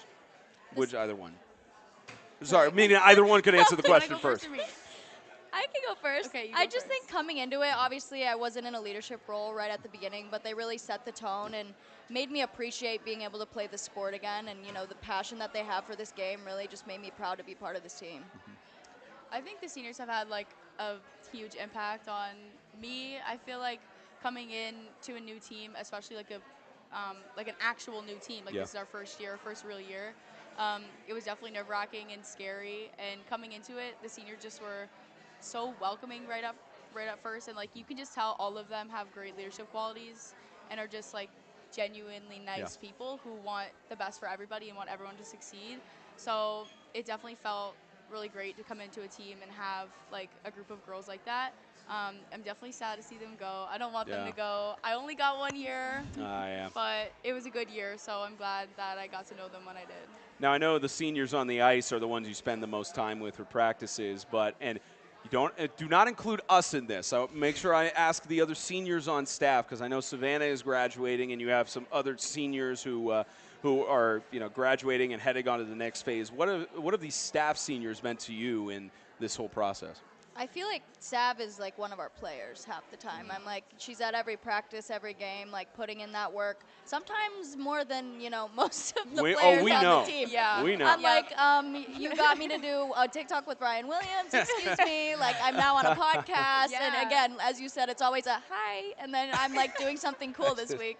But I'm definitely going to miss her a lot. And she's someone to look up to, regarding everything she's done. Her resume, I'm like, girl, like, it's stacked. It's stacked. It's stacked. Yeah, if she is going to get employed out of graduating here. If she doesn't, somebody will eventually figure that out and sweep her up. But staff seniors and what they've had an impact on you. I think, like Kate mentioned, obviously Sav has been like a huge part of the team. She is the one that got me down here. She recruited me, so there's definitely that aspect of it. Like, I'm definitely going to miss her a lot. And I think overall, just all the staff seniors have done such a great job with like even like our social media and just like our presence within the school has just gotten so much bigger. and that all has to do with our staff and our senior staff. So it's going to be hard to see them go, but they've done such a great job helping us build the program. So I think that's kind of the impact they've had. Now, I know this is your final semester here at the Capstone, so you are very well experienced on football game days. And you just mentioned about Ryan Williams. I'm sure, was that another one of those, wow, this young kid gets to party with basically one of the best freshman receivers I've ever seen on the field? Yeah, that was insane. I mean, he was so fun to be around, and just his energetic personality. It was so fun. Because if I'm not mistaken, didn't he give the kind of idea, or he was fully into the TikTok thing? Like someone suggested, and he said, "Yeah, I'm doing all this, and this." They were talking about suggesting these TikTok ideas to him before he had even shown up, and I'm like, is that not like a little bit awkward? Right. Like I'm like 22. I'm like, is this a business deal? Like we're really gonna like do a TikTok right now? And they're like, yes. Like we need to prep you because he's gonna want to do TikToks, and then the rest is history. But now I know that just first semester, your first impressions of being in Bryant-Denny Stadium, because I know you've been there at least a couple times. Yeah, wow. I mean, I walked in there, so I would say like my dad had a bigger reaction than I did, which is insane. But I walked in there for the first time, and I was like, whoa, whoa, whoa. Because, I've never seen a stadium look like that. And then when it was filled with students and like the fans, like that Georgia game was insane. Was that your first game? No, but okay. that game had the biggest impact on me, I think. Like, when I walked in there, because it was full, there were so many people there, so many people cheering. Like, I didn't even get a spot to sit. Like, I was standing that whole game, and I was into it. I don't even really get football that much yet. Sure, yeah. But it was insane. My mind was literally blown. It's a huge stadium. Now, of all the four people who are at this desk, that man right there knows about football, especially on the Crimson side. I mean, not just the rings that he's wearing and the same suit you see on the Jumbotrons and everything, but I mean, hearing their experiences, I'm sure that was a pleasant crossover episode for you to see Ryan Williams doing a TikTok with the ladies. I love seeing someone that was just so high profile be a part of something like this, because that means a lot to a startup team, especially given the fact that was like 2-3 games into the season. Like, it was pretty early on. So having someone like Ryan Williams, kind of give everyone here a little boost was absolutely amazing. And I think that football rub, benefits every sport in a certain way, and for hockey, that was the one. And, I see things like, the men's teams making, like, football-inspired jerseys and stuff, like, that kind of look like the football jerseys, and they do, like, basketball-inspired jerseys and all this stuff. And I think those are all good things that can help benefit. If you can get the student engagement, and I know about that just as good as anyone, student engagement is a huge deal when building a brand. And when you have student engagement that is, as powerful as Alabama's, this thing could go far. I go to men's, ACHA games and the D1 games, D3 games, and I see something, and that is a very passionate fan base. Oh, yeah. And, this early up team, we got a lot of, like, family members and stuff show up. But in the long game, I see, us putting up, Birmingham Bulls numbers later down the line. And if we get a rink that's, actually in Tuscaloosa, whew, man. Oh, yeah. Nah, it's going to be as big. I mean, you look at Rhodes Stadium, you look at the Joe, you look at Coleman Coliseum. Those are stadiums that know how to sell tickets. And if you get a ice hockey rink down here and you get this very successful team put in there, no doubt in my mind, this team's going to go far. Can you tell he knows about his football? He knows his stuff. He knows his stuff about sports. Now, which was more nerve-wracking, you would say? Right now being on this podcast, or when Ryan Williams was in the bench area? I was so afraid that he was going to get hit in the head. That was the big conversation I thought we were going to get canceled. I was like, we cannot ruin this man. No, like, injured? That would be horrible. Yeah, we were having a conversation about it with the staff beforehand of thinking, like we can't, have this out. And it turned out the puck started going into the bench area more during a scrimmage than it did during the regular season games. That also reminds me, the Saturday game, there were a lot of firsts. I know they kept some stats of some things, but how about Tara Torman getting her first goal? Like, how about that? I've seen those social media videos and how awesome that was, and I could see everybody going crazy for that, because we were even mentioning it, of looking at like a couple of assists, waiting for a goal, and then finally scoring it. That had to be really cool for both of you. It was so see fun, that. and I was out there on the ice with her. I was freaking out. The bench erupted. We were so excited. Yeah. Well, because I mean, like, if Tara's just like a great. Like, she's just a great player to have on the team, because she's just, like, so happy all the time, and she tries so hard. She and tries you can so tell. hard. And she puts in the work. Like, she goes does. to off ices, like, almost every Oh, weekend. good. I'm like, I don't do that. Maybe I did that like She asked for advice in my early like, career, Aw. but yeah. And so clearly the work paid off. Like, we were so happy. I'm so glad was that she so got exciting. Oh yeah, that's got to be exciting, especially. And it's unfortunate since she's graduating. I It's know. unfortunate that you won't this week, the coming weekend, potentially AAU next month is going to be the last time that we see her on the ice, at least crimson uniform. Maybe she comes back as an assistant coach. Who knows? Maybe she stays immersed or something. I'll be interested to see how many seniors, and I know a lot of them are from different places of the country, but I know they'll be back to Tuscaloosa. I know they'll be back to Pelham for a game at least once later on. But I wonder if anyone else tries to come onto the coaching staff, because I know Nick Reniger graduating. There's a slot to fill on that, so we'll see how that goes. So the important thing this weekend is I know that the goal from day one has been national championship. Yeah. There's a step to get there, as you very well know, in the College Hockey South tournament, and Preston and I have been building this up the entire year and talking about it. And he actually works for USA Hockey in covering several of the other leagues around, and Preston's thoroughly convinced there is not another team on the ice in the women's division that could really beat you guys on the frozen tide. So, and I know we've been talking about it a whole bunch, but still, with everything playing out, you still want to clarify that? Oh, yeah, and I don't want to, get y'all too cocky because I want us to win just as much as you do. But, man, let me tell you, this Alabama team that y'all got going on, this is a team that can beat everybody. This is a team. Now, I have seen these women's teams play all over the country. There are talented teams up north. There are talented teams everywhere. But you know what? Get a lot of our players from up north. We have a lot of people that come from those regions, and the skill set is not forgotten. It has come with everyone, and the team has done such a good job. We have an amazing coaching staff who will be on here soon. They know what they're doing, and this team is more than capable of going all the way, and I'm rooting for you guys all the way. Yeah, Thank you. We can see the coaching staff in the wings. So we'll wrap up with this, especially heading into Athens. First season has already been historic in terms of starting the program, in terms of undefeated at home. Not a single loss. We're not counting the Yellowhammer one, even though well, technically we won. I was about to say the amount of times that I got confused, where it's like, oh, they haven't adjusted the scoreboard or anything, and then I start seeing right. I'm like, okay. Well, the ref I know might have what's been going on. biased. Maybe they might have had a little bit of bias there, but. This weekend certainly historic, first round bye in your first season, and getting the chance to not only represent the University of Alabama, but your families, the team, everybody, the amount of hard work that's been put in the off season leading up to this point. I know the expectations are high in terms of what you want to accomplish, but when you go into this tournament, especially not knowing who you're going to play in the second round, how challenging is it to prepare for an option of 3 different teams you could face off against?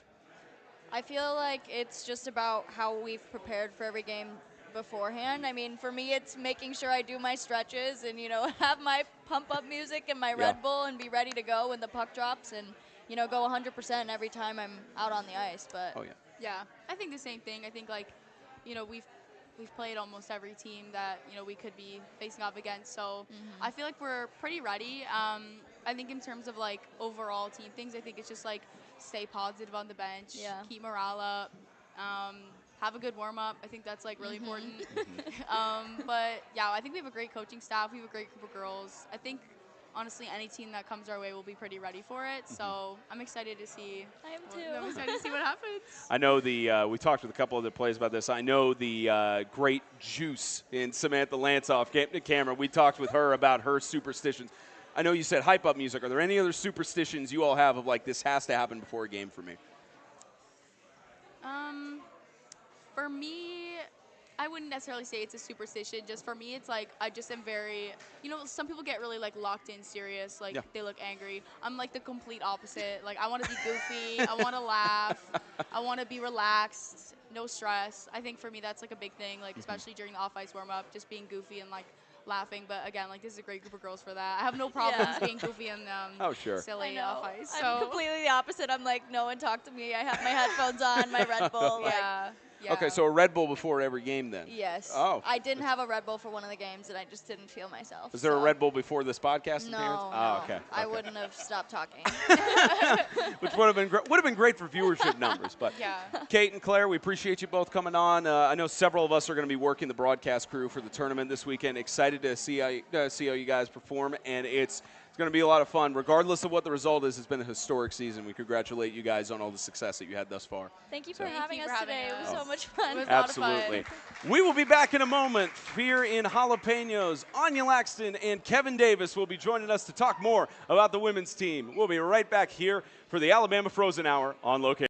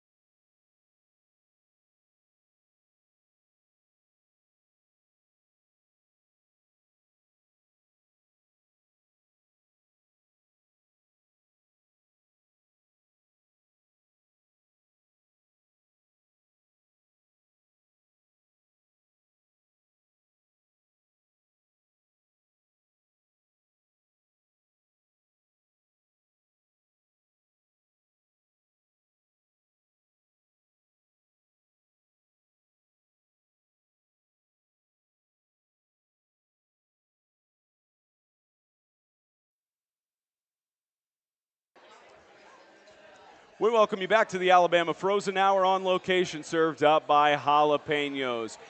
Next to me are two people who have been hyped up the most on this podcast throughout the year. We've been trying to get them on, but unlike the rest of us, they have actual jobs. So trying to do anything before 5 p.m. on a Monday through Friday is very challenging. But we welcome the head coach of the women's Alabama ice hockey team, and Kevin Davis, and assistant coach Anya Laxton. Appreciate you both taking the time. And again, most hyped people, I want to have a word counter on the rest of the podcast for the amount of times we've name dropped both of you throughout the season, which hopefully you two listen. If they don't, it's fine. But we appreciate you both taking the time and looking forward to the conversation. Yeah, we greatly appreciate being here tonight, and we've watched all the podcasts. Good. So you guys are extremely phenomenal, and we're honored to be here representing the program and everything. So thank you guys really so much. You guys are so incredible. Yeah, fantastic. So, as you know, we like to talk about the journeys of people and how they've gone on to get to where they are today. And I'll start with you, Anya. And I will disclosure. She has actually had the advantage of, during her time as a fantastic collegiate athlete, 2 podcast interviews. So I'm not going to ask anything about hot honey pizza because I know you found plenty of that in Birmingham. I'm not going to ask about the story of your shorts falling down when going for a goal. And I'm not going to ask about your karaoke song on the bus or anything like that. So what has the journey been like for Anya Laxton from the moment you knew you wanted to be involved in hockey to now coaching hockey in the city where legends are made? Well, first of all, I definitely greatly appreciate you watching my prior podcast. Thank you so much. But, you know, one thing about my journey with hockey is it's always changing, and you just got to be prepared for that. Life always just throws you unexpected curveballs, and it's just all a part of the journey, and you just got to embrace it. I played NCAA hockey at Worcester State for 3 years. Previously played at Becker College. That university did shut down and go bankrupt due to COVID. Yeah. So being a freshman there, I mean, having that transitional period was extremely difficult. Something that my team really had to overcome, and you know, fortunately enough, Worcester State took our whole organization in, and we really built a program up there. Won 3 NCAA conference championships, and then at the end of my season, I had a 5th year, and I was looking into kind of getting into that, and then, I mean, that totally ended as Sav reached out to me for UA, and you know, this has been just a dream come true for myself. I never really necessarily saw myself ending up in Alabama for hockey, but I'm a firm believer in everything happens for a reason, and my initials are AL. So I have to say, maybe I was definitely meant to be here. Not even a maybe, definitely. I mean, it's just an absolute honor. The girls, the program, the staff, you guys, everyone here has just been so accommodating and so talented, and watching the girls succeed on the ice, too, is just, you know, so humbling for me as a person, and I'm like, wow, this is really cool. Has to be. New York is way different from Alabama. I could tell from visiting once and being here for a couple of years that it's a completely different set of circumstances. I know that probably the heat was not something easy to adjust to in the beginning. Oh, no, and it's going to be 78 degrees next week, and I learned that today. Shout out WRBC, but that was crazy. Yeah, not expecting this heat. So to be 77 today in February is pretty cool compared to around 20 in New York. So. Oh, for sure. Now, Kevin, you have an advantage. You have already been immersed in the Capstone community for several years as you graduated from here. You had your collegiate hockey career here at Alabama. So what has the journey been like for you from knowing that you wanted to stay involved in hockey to the moment you knew that you were going to be the first head coach of this team? Oh, man. It really was just serendipitous, as it is. It's you know, I went to UA from 2010 to 2013, and then moved back home to Denver and worked and you know, just kind of like did my own thing for a while. The Sav's kickstarting of the Get a Rink on Campus movement that has transformed it to grow the game really sort of was my entry point back in. You know, when I was on campus here, getting a rink in Tuscaloosa was kind of a pipe dream at the end of the day, but it was a goal. And so when I saw that somebody was renewing that effort, I felt that I was in a unique position to offer up some insight in hopes that they would succeed where I had failed. That kind of transformed into finding out about the women's hockey team. And then, again, just serendipitously, the opportunity presented itself to come down and run the recruit skate. Just, again, sort of as like a figurehead to present the parents and the players with some sort of like authority figure, I guess, for lack of a better term. And you know, sort of demonstrate that there was some stability to the program. And then, of course, you know, about 2 or 3 weeks after I hopped on board, we got the nod from Coach Laxton here that she would be joining the team as well, and it really, it's just really taken off like a rocket from there. So. Colorado is much different than Alabama as well. Is there anything in particular that you miss about the Rockies from your time being here back in the Tuscaloosa, Birmingham area? Line of sight. It's just like everything kind of exists in like these nooks and crannies. I think they call them haulers.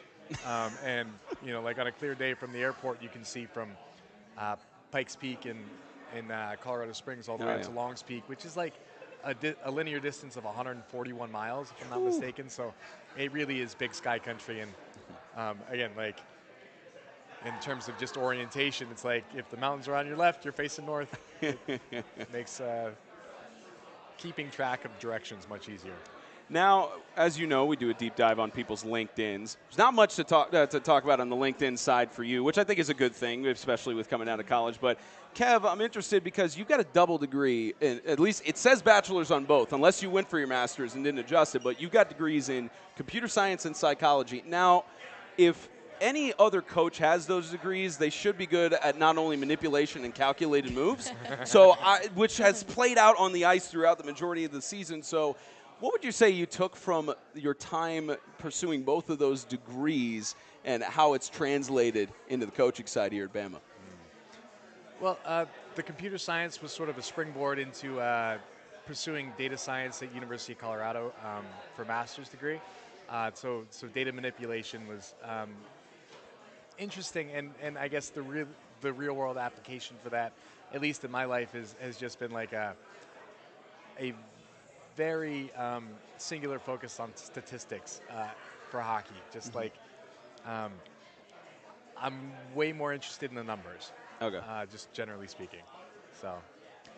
And yeah, especially we try to look at the numbers as much on the stat side, and it's we could go on and on about the numbers that you've had during your career and the things that you've done. But one of the things that you mentioned on the podcast interviews you had as a player, you were asked directly, would you coach? Would you go to some other thing for hockey? And I remember your answer essentially saying that I would love this opportunity. It would be great if that happened. Is that everything you've imagined it to be thus far? You know, it's been more. I just can't even explain how just ultimately incredible this journey has been. I feel like, you know, one thing as a coach is that you're always learning. So as much as you're teaching, you're constantly learning. You're learning, you know, more about your players. You're learning new drills, new capabilities, and I'm sure Kevin can attest as well. So you go in and you imagine something in your mind, and it's just like so much more.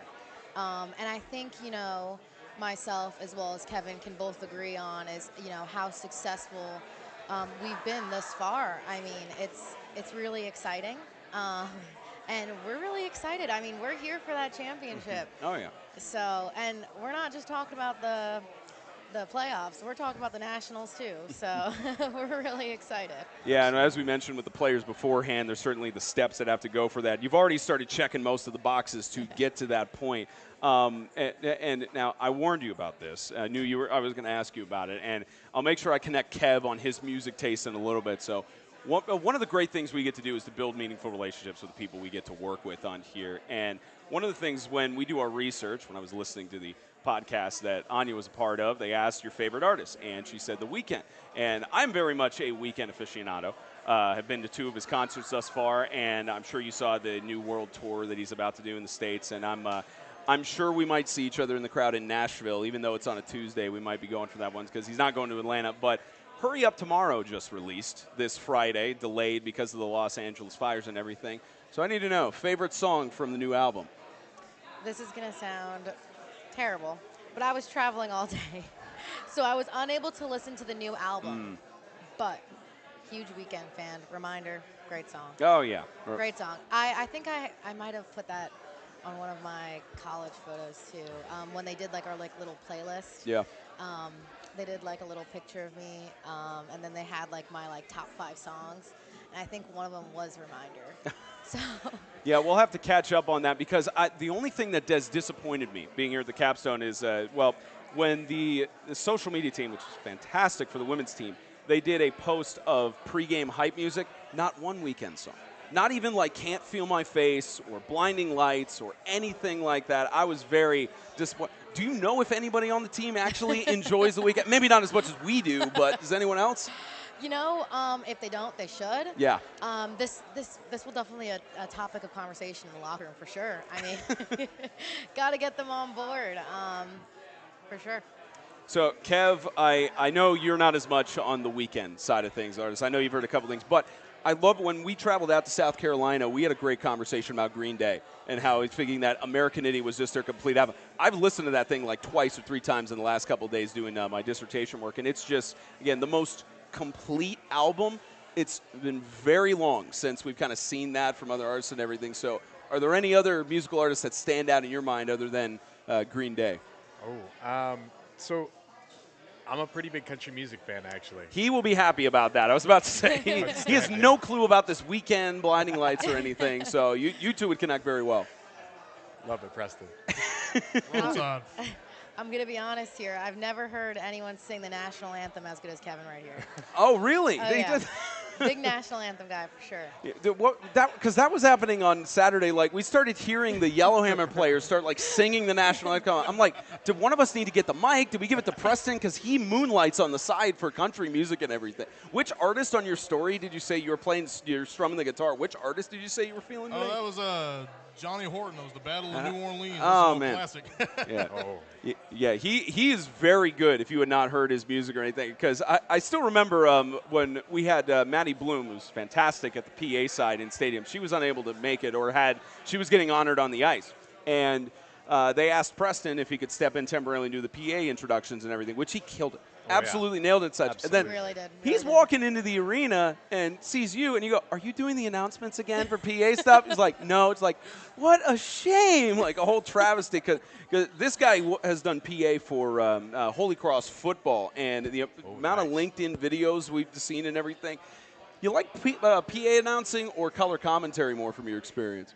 I think a healthy mix of both is always a good thing, but I will say I really love doing PA stuff because I grew up watching a lot of WWE. And let me tell you, in WWE, you got to have an amazing voice to do announcing. You got people like Justin Roberts and Howard Finkel and Samantha Irvin and all these people, and you want to kind of emulate the energy. And pro wrestling, it's a sport about 2 people fighting. Why can't every sport, be about 2 people fighting? So when I see players and teams coming out of the tunnel, I'm like, and in this corner, you got to give it like. Oh, he's so good at it. You got to give that hyped up voice. So I thought that's what this team absolutely was like. Not to toot my own horn because I don't think this team was missing anything. But if it was missing one thing, I would say it was just. Give them just pumped up intro. Just give them something to come out there and start just opening up a can on some people. The enthusiastic introduction is always appreciated. Preston, I think we're going to need you to come into the locker room to give us a pregame speech sometime for sure. I think he could do it.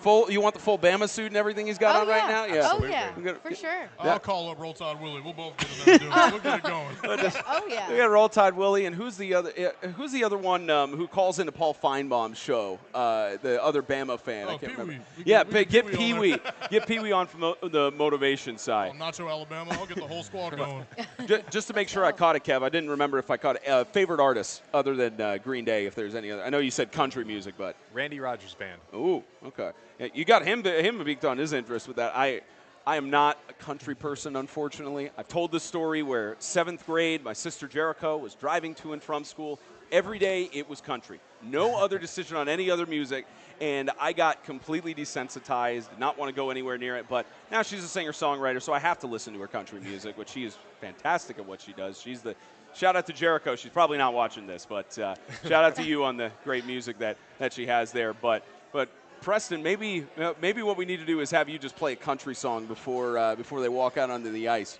I'll give you some George Strait, Joe Diffie. I got an awesome Joe Diffie karaoke video I can send you all over from recently singing Third Rock to the Sun. I think that'll get these people going. Oh, outstanding. Yeah. Oh, I love it. Now, we talked with Claire and Kate earlier about their kind of expectations and things heading into the playoffs. And as you well know, this is a historic season that the Frozen Tide have been able to do. And I know the number 1 seed was the goal, but ended up playing out with being the number 2 seed. But from the coach's standpoint, when you look back on the season, regardless of what happens in College Hockey South's tournament or potentially the AAU National Tournament next month, and I'll start with you, Anya, what are you most proud of from this season?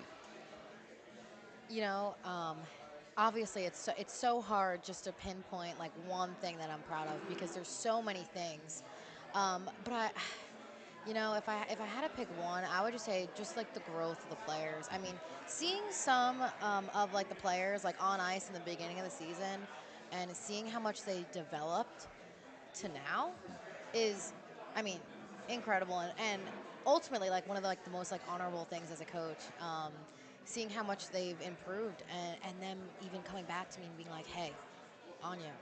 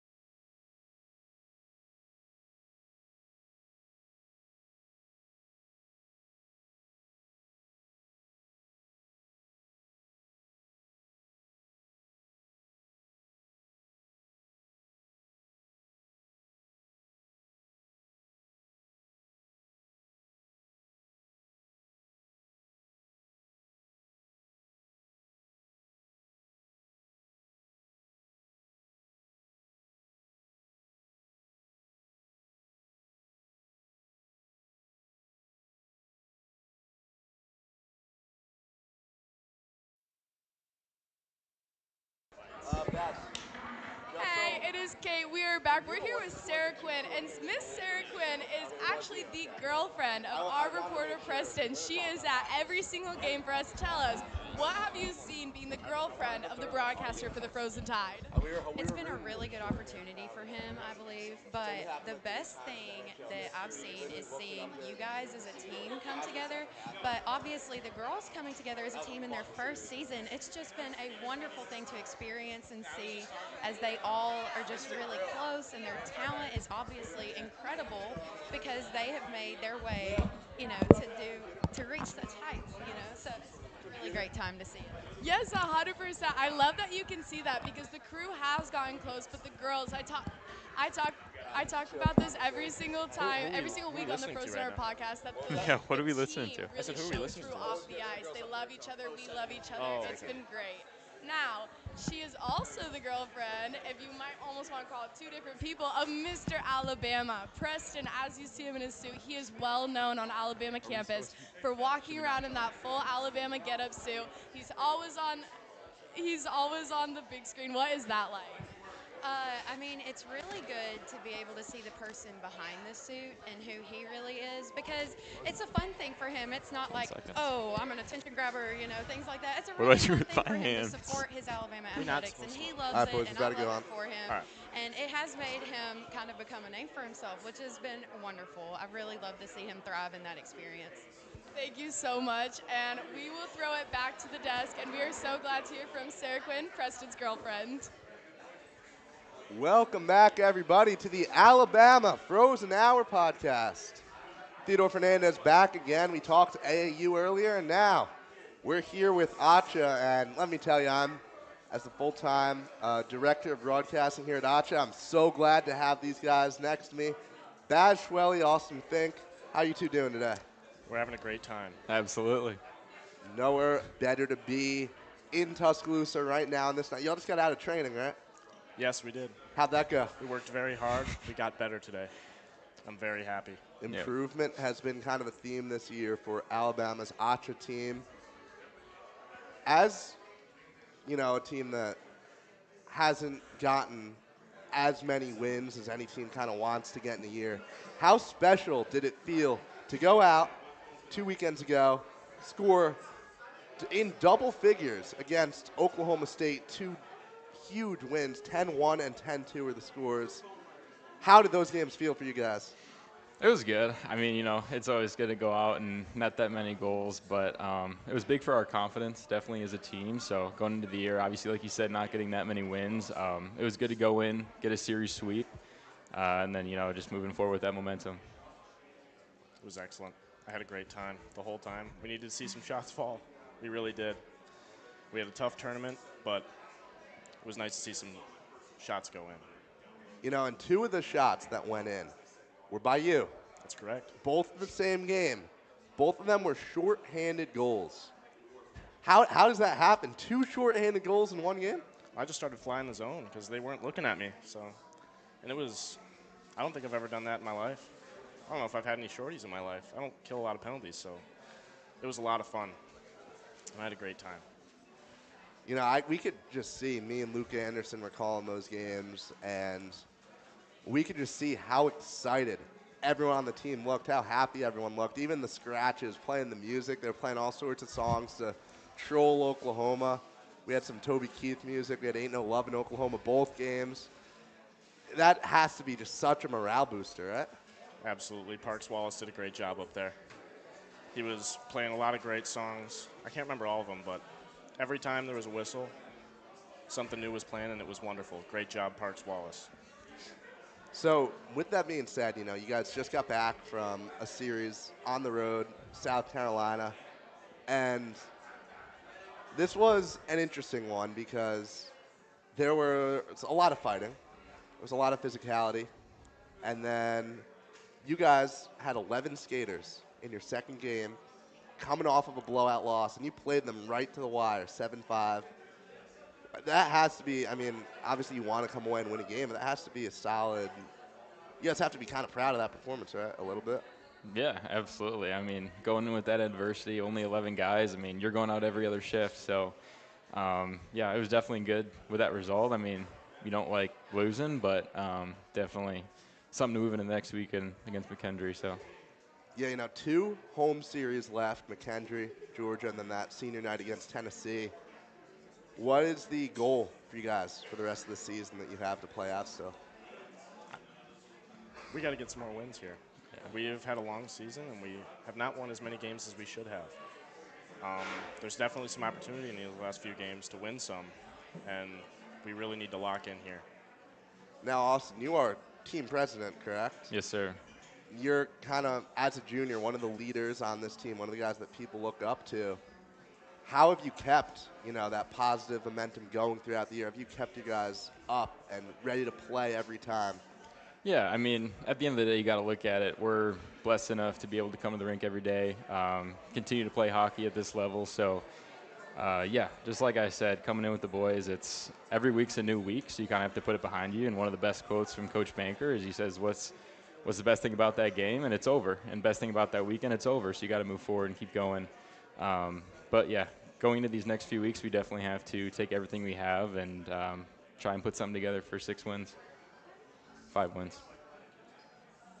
And how's how good would it feel to really be able to end this year out with a bunch of more wins, continue to add to that win column, and maybe go into next year with some positive momentum? Yeah, absolutely. I mean, it'll be huge, especially going into the conference next year. A lot of these teams that we're playing are going to be in this conference.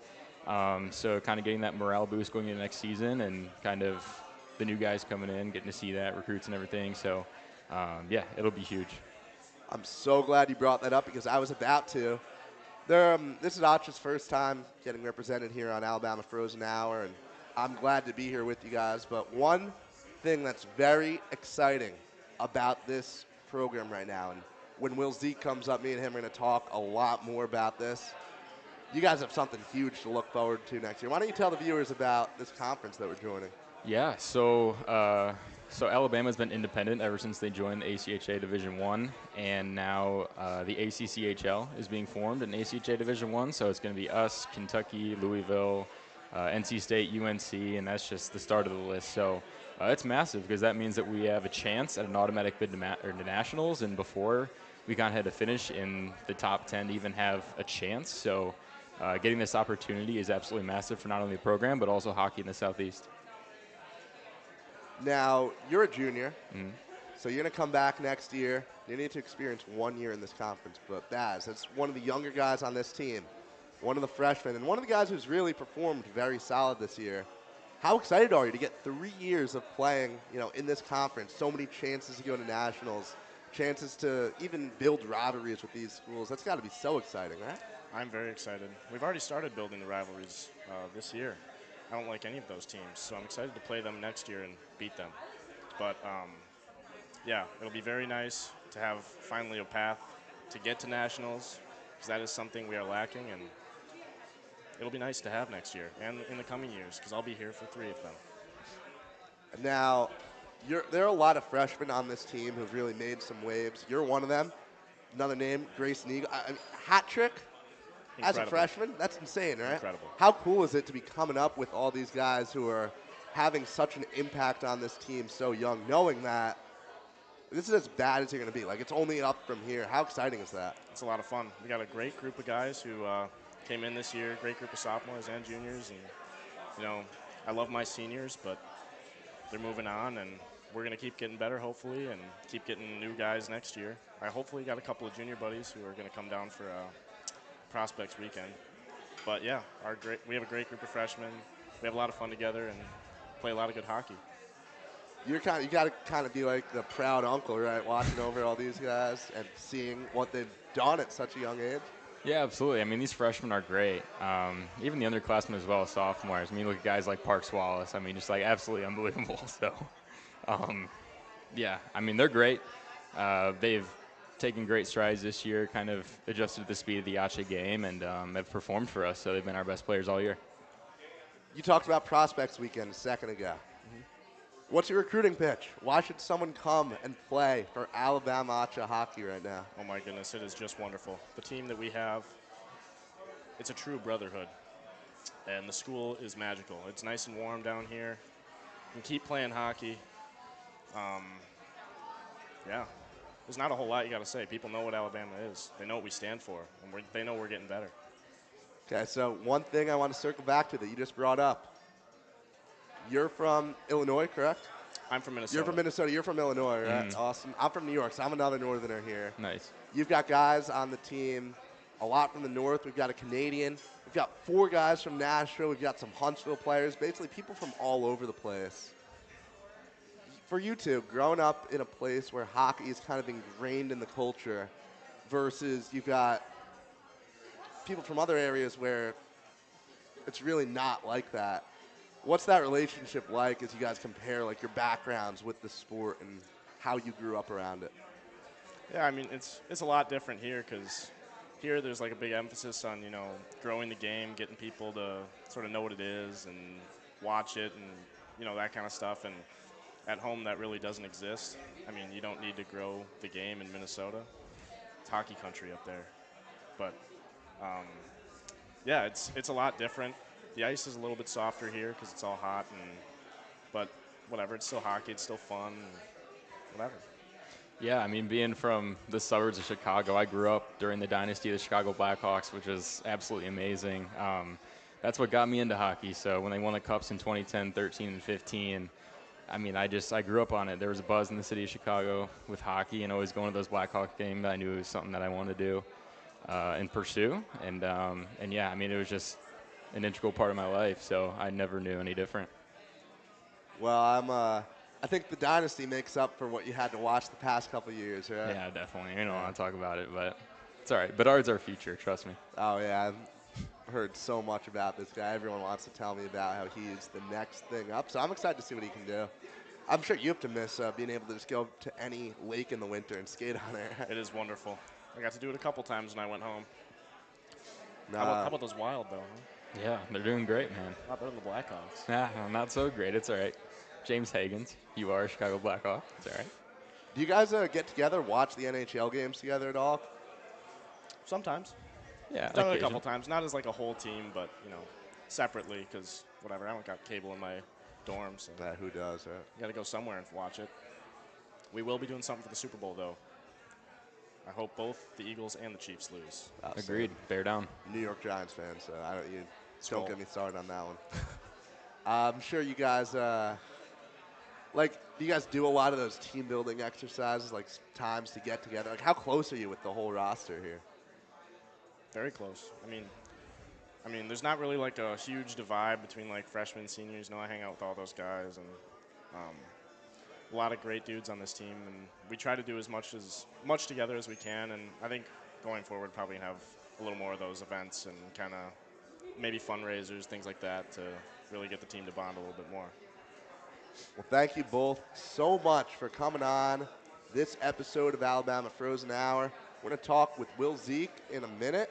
We're going to continue the Acha talk rolling, and right now we're going to throw it up there. I believe Kate and everyone has some stuff to talk about.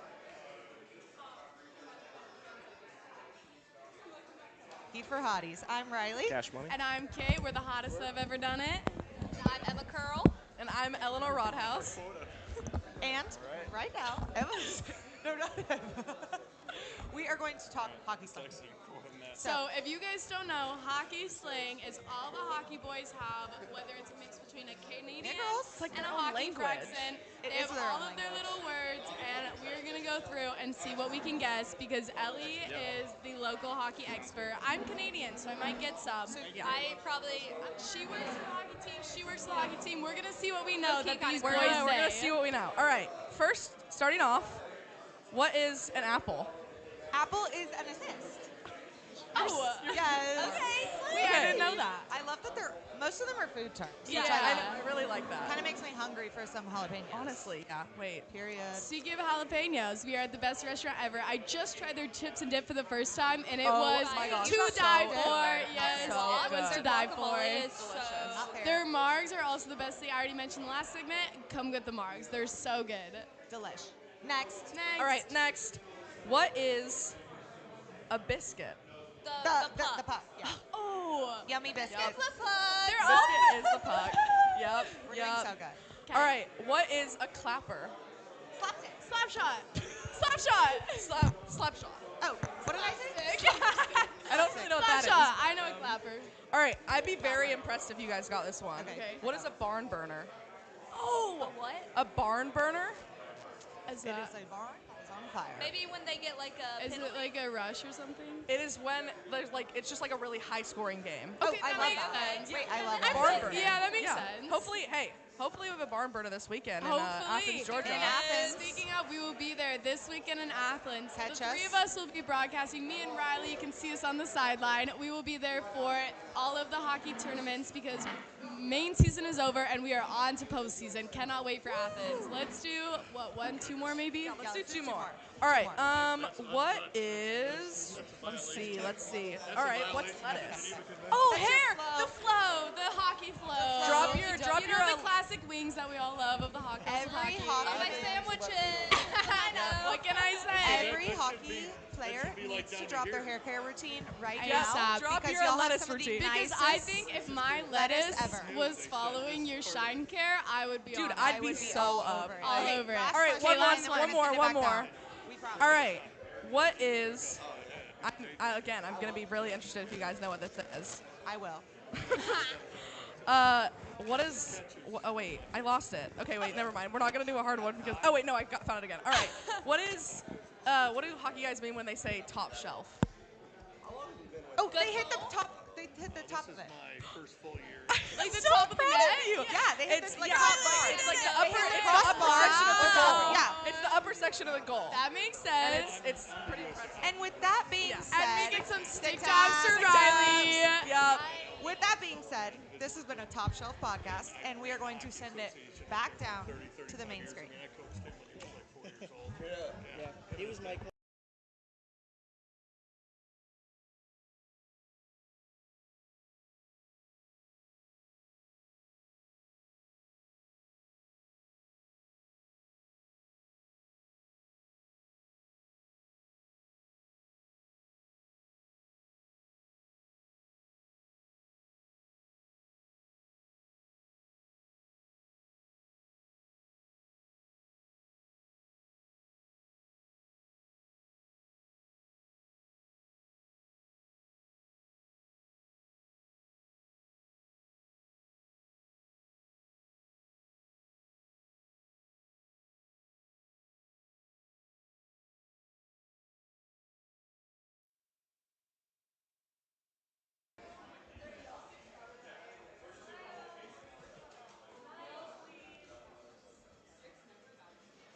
I feel like I got a football helmet on here.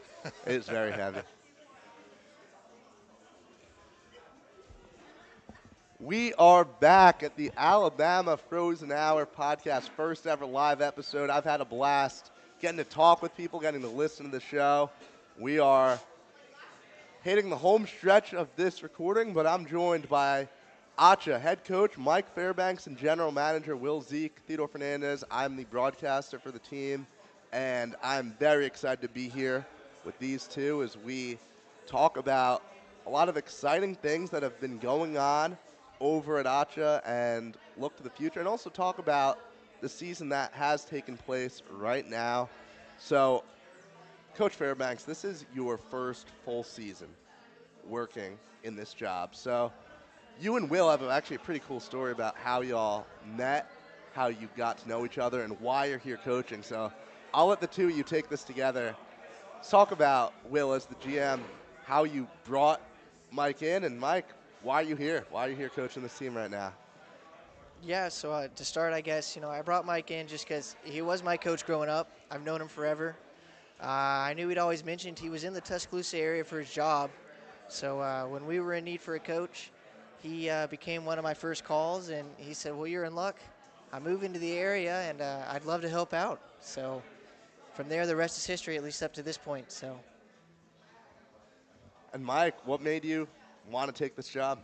Well, Will is, like I said, I've known his father. He played at UAH. I played at Alabama Huntsville Division I, and Will played with my kids. And it was great to come out. They needed some help. We've been involved with USA Hockey, with Alabama Hockey. I'm the rep for USA Hockey for Alabama, and they needed help. And I knew several of the kids on the team that I had trained and coached that were in Nashville, the Nashville area with the junior Preds. I had coached Coach TJ from the D3 team, so I've known him since he was a little guy, and it just felt like these guys needed some help. I had 2 back surgeries and was kind of retiring, and I've had a blast. I got to be honest with you. It was kind of rejuvenation for me. I love the game and love being around these kids. They're fantastic. So now, as someone who's worked so closely with the sport of hockey and the state of Alabama, you know, this event is being, the reason this event is happening is because of the bond that exists between the teams, and a lot of that is through the Grow the Game organization, a group that's trying so hard to build the sport up. What have you seen in how, you know, the way that this state embraces the sport has changed, and how far do you think this can go?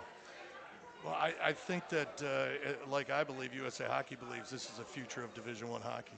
I believe in the next 5 to 10 years you'll have a true Division I hockey program at Alabama, and Georgia's already, you know, made big steps to put an arena close to campus. I was at University of Alabama Huntsville going through the same process, and all 4 years I was there. My first year we were ACHA, and we won the national championship, and then Division II, and then my last 2 Division I. They're right there. This team is right there. We've played probably 6 or 7 top 30 teams.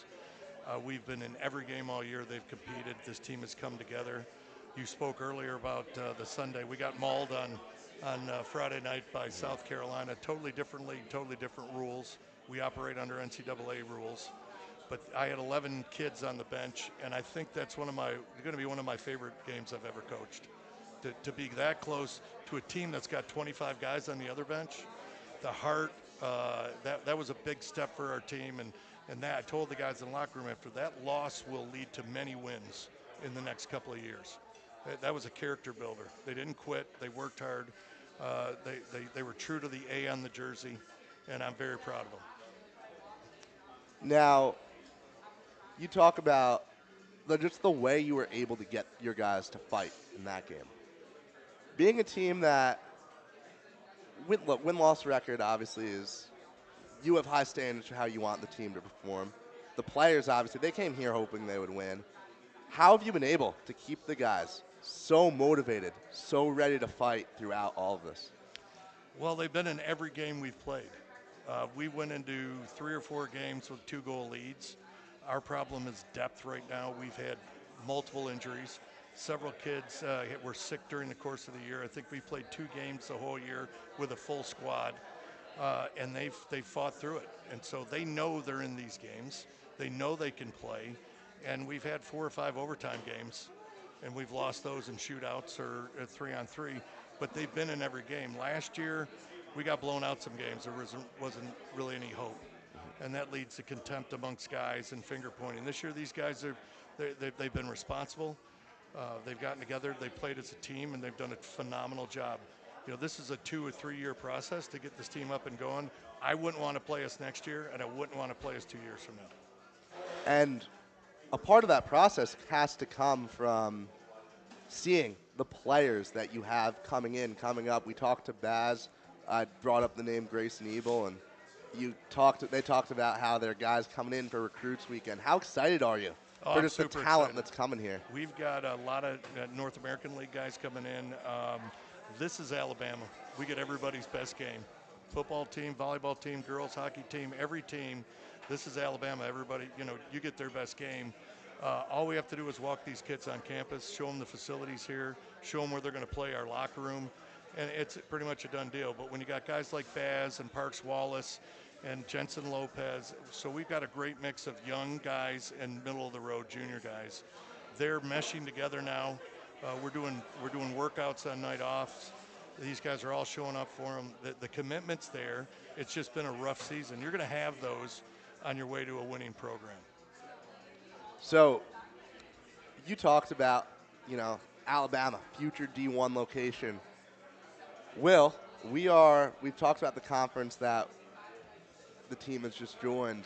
How huge of a step is that towards one day reaching that goal? It's definitely monumental for us. It's something that we needed for a long time.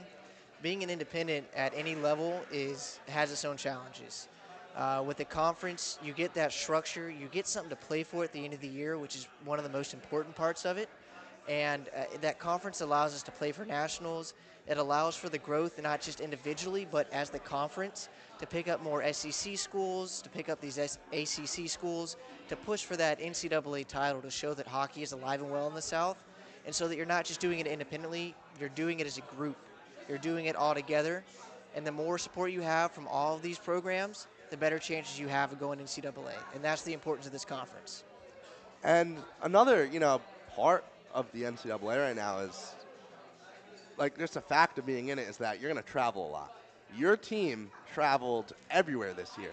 The trips to Oregon, the tournament in St. Louis. How did you set up all these long trips, and what's been the response from the players about getting to go to all these cool places? Yeah, the response has been great. I think they've enjoyed the trips. I mean, Oregon's a once-in-a-lifetime trip, and we're already going back next year. But to set them all up, it's a lot of logistics, a lot of planning. You start early. All this will be done, by March or April of this year, and we're already booking hotels, buses, whatever we need for next year. You can look at it and say we probably travel more than the average NCAA team, which makes it suited to fit that role when we get there. Now, on a more personal note, Will, you were playing for this team just 2 years ago. Yes. Yep. I don't think I've ever met a general manager this young at any level of any sport. How did this conversation go? Like, how did you end up just going from playing to immediately working as the team's GM? Tell us about your path to get there.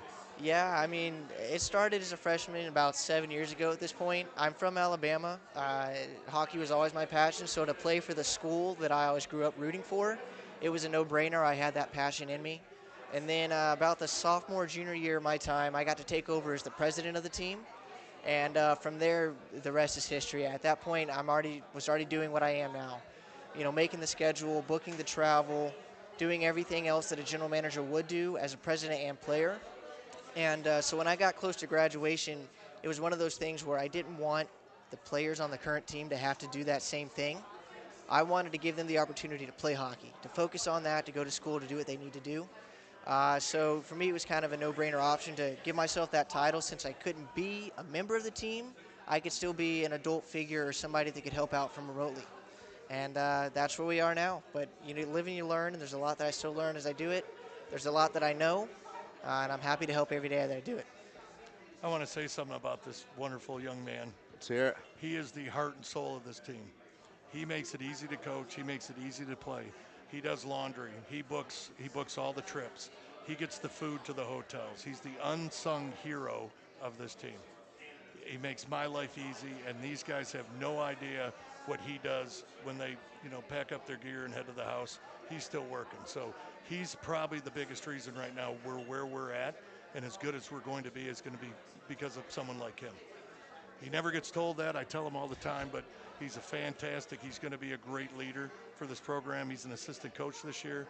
I see him down the road coaching even further at Alabama, but he's fantastic. And the staff we have, to cover the games with the social media and all that, they're fantastic. And he manages all that and still gets on a bench and still makes sure everything's done on time. So he does a tremendous job. Oh, trust me, I'm one of the first people to agree with you. I was a freshman last year. I shoot an email to just the team's email, and next thing I know, I'm in there talking with Will, getting the PA announced. Now this year as the broadcaster. It has been a truly incredible experience. So completely agree with you, Coach, there. Let's talk for 1 second about just the immediate future. You look at next season, and you said it earlier. You would not want to play Alabama if you were an opposing coach next year. How exciting is it to have this first year of being in the conference? Basically four teams that are in real unfamiliar territory. I know that there are more that are potentially joining down the line. To go through this process with these other schools who have the same kind of goals, to kind of do it, learn together. What's that experience like? Well, it's a once-in-a-lifetime opportunity for the kids, and both Will and I, this is uncharted territory for Alabama hockey. This is the start of what I was talking about. Once we join the four, now Auburn's coming in, now Ole Miss is coming in, now South Carolina's coming in.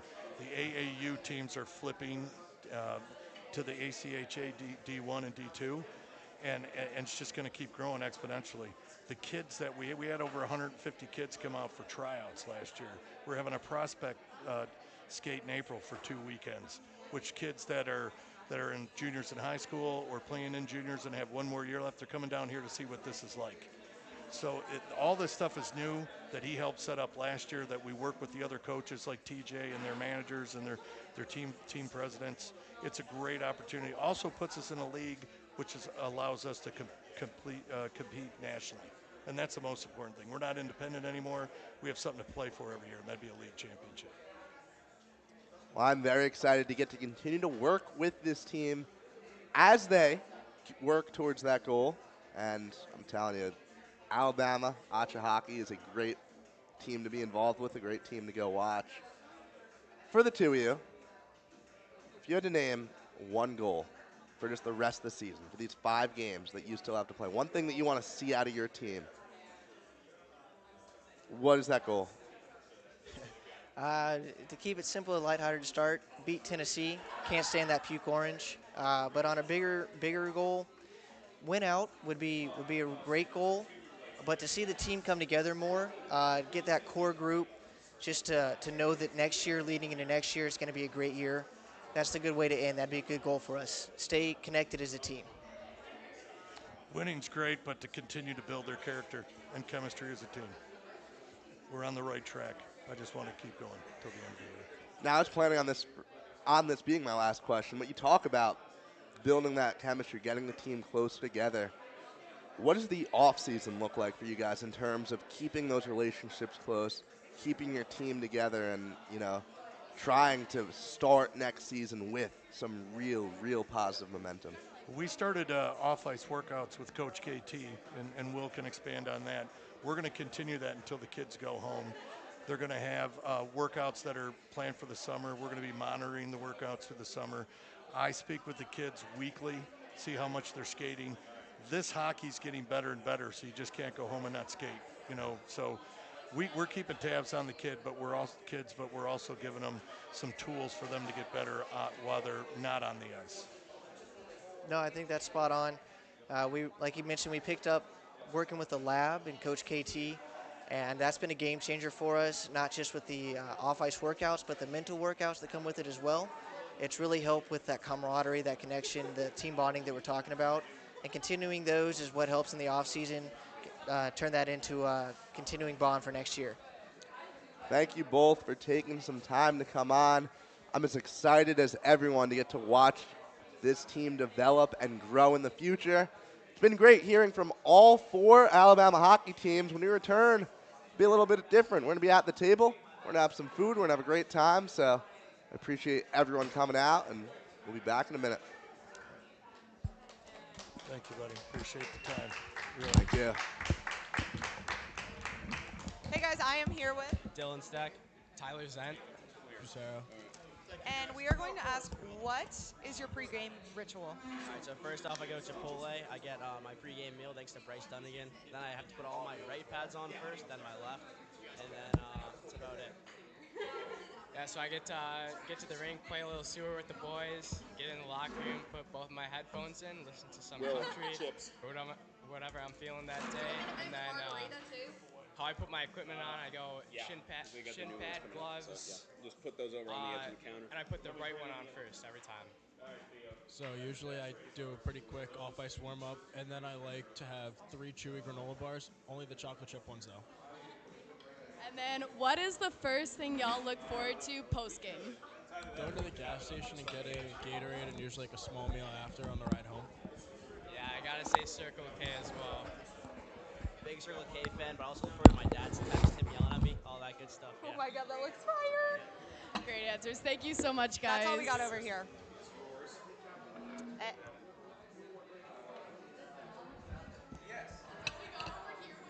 we can put these in front.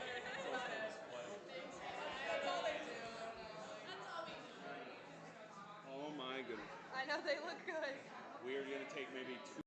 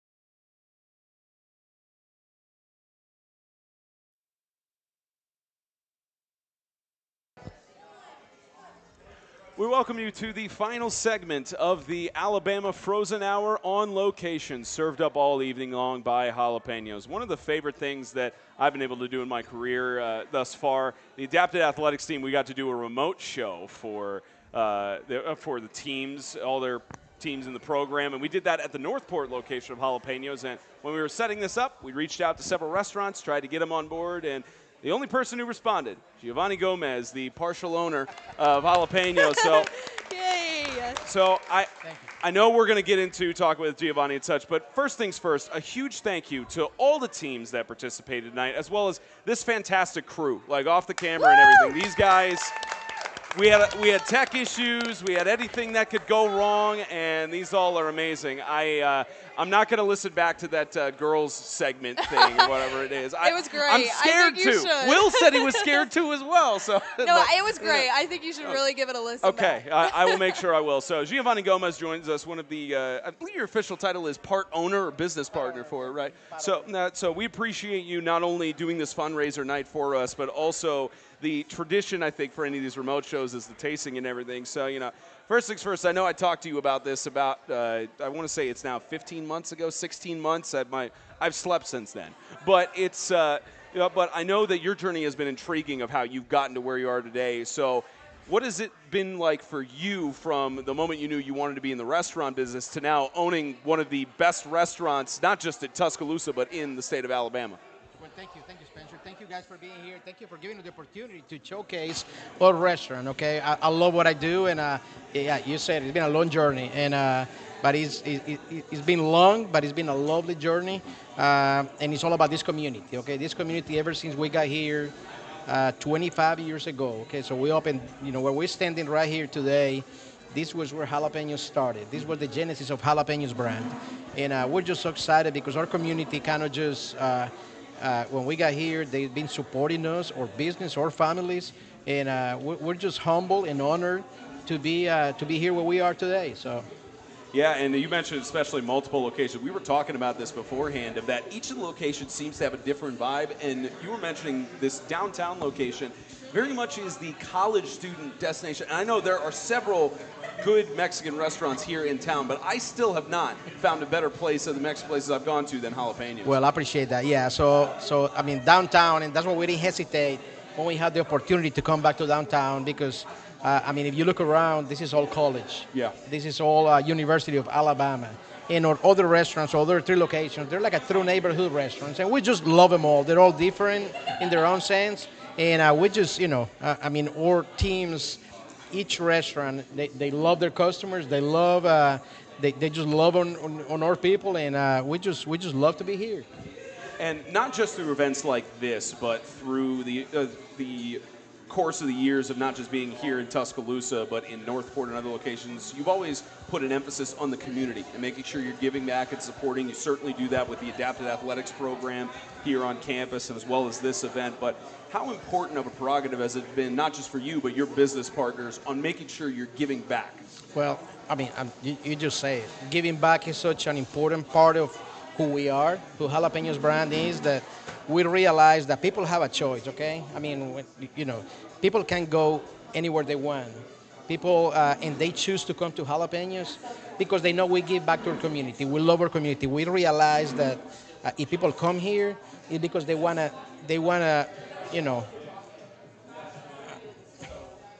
not honor us. I mean, they do in some, they do it in some way.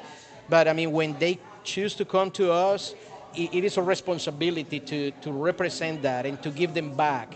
And of course, I mean, the University of Alabama, they're an engine to our community. Oh, yeah. They're so big in our community. So I mean, it's an easy way when we have things like this, and it's so easy to say yes, because I mean, we know we can get it back 10 times. Okay, supporting our community. So. And you alluded to it of how when we last talked, this was in about November of 2023, and you had just reopened this downtown location or expanded it, and you said it was a full circle moment for you to come back here for the original location. How's business been since we last spoke? It's been amazing. Look at this place around. Oh, okay? yeah. So I mean, it is again humbling since the moment again when we realized that we had the opportunity to come back to downtown.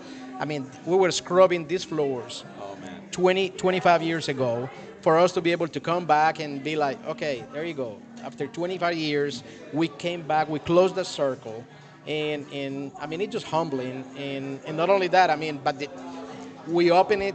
Second day, we're packed out. We got people lining up the doors. So, I mean, it's just an amazing experience. Yeah, you do love to see that, especially people supporting the community, packing out the locations, and it's been packed pretty much all tonight, yes, too. Sir. Yeah, it's been an amazing night. Absolutely. So we talked about this on the last show, how it was the new steak, chicken, and sausage gumbo to help alleviate for people who had the shellfish allergy. So I'm interested. I know you continue to ship out gumbo across the nation. Are there any new products on the horizon from the Jalapenos? So downtown, of course, having, the university so close to us, is giving us the opportunity to kind of,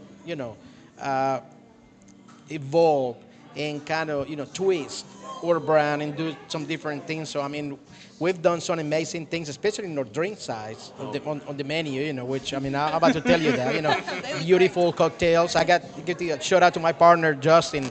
He is our cocktail, drink manager. And he's done amazing things, crafting our cocktails or desserts, or churros. And, of course, our Mexican tacos. They got even better. I mean, they got even better. So, anyway, we had that opportunity to come up and look at our menu and be like, okay, what can we do for our downtown spot, our pork belly tacos. That's one of the things that we just came out in this location. Pork belly. It's been amazing. And anyway, I mean, it's good to be in downtown and a good window to show people, hey, we're evolving. We can do things, good things for Tuscaloosa and the university. I can see these two have had their mouths water the last several minutes. Like they just keep. Look, I've been doing her like, wait a minute. No, yeah. They just keep looking at like, all right, what's the next question? Okay, all right, so Theodore, you have not had fajita gumbo. What's your first impression looking and hearing the smells and everything of this thing? Well, I'm a seasoned veteran when it comes to this fajita gumbo. I've had it at least 4 or 5 times. Okay, you have it. You have it. Yeah. It's Preston who hasn't had it. That's what I was making sure. I have never had it either. Okay, so your first impressions. Yeah, it smells great. See, I'm from Mobile, Alabama, so we have gumbo a lot, but this smells amazing. So this is our gumbo is, forget about the Louisiana and the Mobile gumbo, okay? So this was our twist, okay? I love gumbo, the gumbo from Louisiana, but this is chicken, steak, and shrimp, okay? In a bunch of goodness together, okay? Pico de gallo, cheese with you put cheese on anything, it's gonna just make it even better, okay? So, it's just such a unique thing. Thank God to our chef that, that came up with it, and it's been our number one dish. It's been our, the best thing that could happen to us. I mean, we're Jalapenos home de fajita gumbo, and that's been great for us. And it keeps shipping out to some of the weird states too. I tell you, people. We ship all over the United States, and even to the Bahamas. Oh, really? We got this order. Say, can you ship to the Bahamas? And we were like, I don't know if we can, but we managed to send fajita gumbo all the way to Bahamas, Yeah, and especially so with the shipping method and such. You've had success with sales on that? Is it still just as good when you ship it as it is in the restaurant? I've heard that it's even better. Ooh. By the time you freeze it, and I don't know why. Because I love it fresh, and I'm spoiled, So if I want fajita gumbo, I want it fresh. However, I've had it when it's been frozen over a few days, and it's been amazing too. But people that had it frozen, they say it's even better when it's been already marinated and frozen over even a month or so. Well, this stuff's been marinating for about, I think, like 10 minutes. Well, it came out of the kitchen y'all go fast and all ahead, that, please. So, all right, be my guest. Fajita gumbo first, and I've tasted this several times, so I already know what I'm getting into. This is dirty rice, what you're having right there. So they're having fajita gumbo, you're having dirty rice. That's amazing too. It is just as good as I remember it. There is nothing wrong with this dish. The spice level, the flavor. First impressions, Emma. I have the dirty rice, so let me get some of this. Gumbo, yeah. You also have some tortillas on the side if you like to try to make essentially not a wet burrito style, but like a wet taco style. So. Oh yeah, that's great. It's so good. It's so good. That's really good. go-to order every time I I come got here. I got a shrimp in there. The shrimp is very It, flavorful. it is so good. I'm yeah. gonna Will, go ahead and take this off camera to the crew. I've already taken my bite. This is for everybody else. Go ahead and take that to the crew. There's the tortillas there too. There we go. Well, and the best thing is that we fix our fajita gumbo from scratch. Okay, so it's not like we fix like a bunch of it for the day. Every fajita gumbo is fixed from scratch. Oh man. To order. Okay, so I mean that's what keeps our quality so good. That's what keeps it tasting as good as it is. So these are the pork tacos you said, or That's al pastor tacos, pork. They're amazing too. I mean, they're really fresh. But the way I have like 2 or 3 there, so you better share, Spencer. Oh yeah. Okay. Oh yeah. Trying to make sure I separate these things. I think there's 2. There's 2 on this plate, but I will make sure to share. I will at least do the They're really good. I one think bite that- there, and if you want to go ahead and start They're digging al in. pastor, so that's I'll try these right here. Oh my god, she's going straight for the dessert. love Look at the that. dessert. There we go. Oh, that's good. That is so good. All right, while you guys are tasting that, I'm gonna pour some of the tequila that Oh, I'm boy. about to all tell you about. Okay, is that okay with Yeah, you? go right ahead, Is that yeah. okay with you? All right. I was going to say, you got the mic. You can describe it while you're over there. Those tacos are incredible. Oh yeah. Yeah, very, That very is good. so good. I'm impressed. I don't want to get on the camera. But you're doing good. As you can tell, we are spoiled here on the Alabama Frozen Hour. I And can say, I love churros, and I love churros from Disney World, and these are way better than the one from Disney World. Theo, you had the churros before? You Try see, one. I tried it last time I was here. I'm going to try it again. I do not like churros at Yeah, all. this might turn you. These churros are good enough where I eat those and I'm like, yeah, this is amazing. There's no doubt about it. Now, I know it's not out here. Their fried ice cream is also really good, too. Yeah. So, like the sopapilla and all that stuff is pretty good, too. But, okay. But then you hold on to those churros because this tequila that you're about to taste, it just complements really, really good with those churros right there as well. Should we cheers? Yeah, absolutely. Well, y'all better- Cheers. y'all better wait for Look, Gio. wait. Had to Oh, wait. yeah, wait for Gio. All right. All right, so we got this first. What is the name of this? So it's called ajedrez. Ajedrez. You'll never believe that a really good tequila will. So all tequila comes from the Mexico, okay? Yeah. So this tequila is from the States. Not only from the States, it's from Birmingham, Alabama. So we did a collaboration. Justin, my partner, he decided, hey, we're the best. Let's just keep us being the best. So roasted strawberries from Tuscaloosa Farmers Market, okay? Oh, you shouldn't They're have. going to Birmingham, and Red River Distillery did this amazing, beautiful collaboration with us. And anyway, this is called ajedrez. All right. Cheers Salud. to a good frozen hour. Cheers. Salud.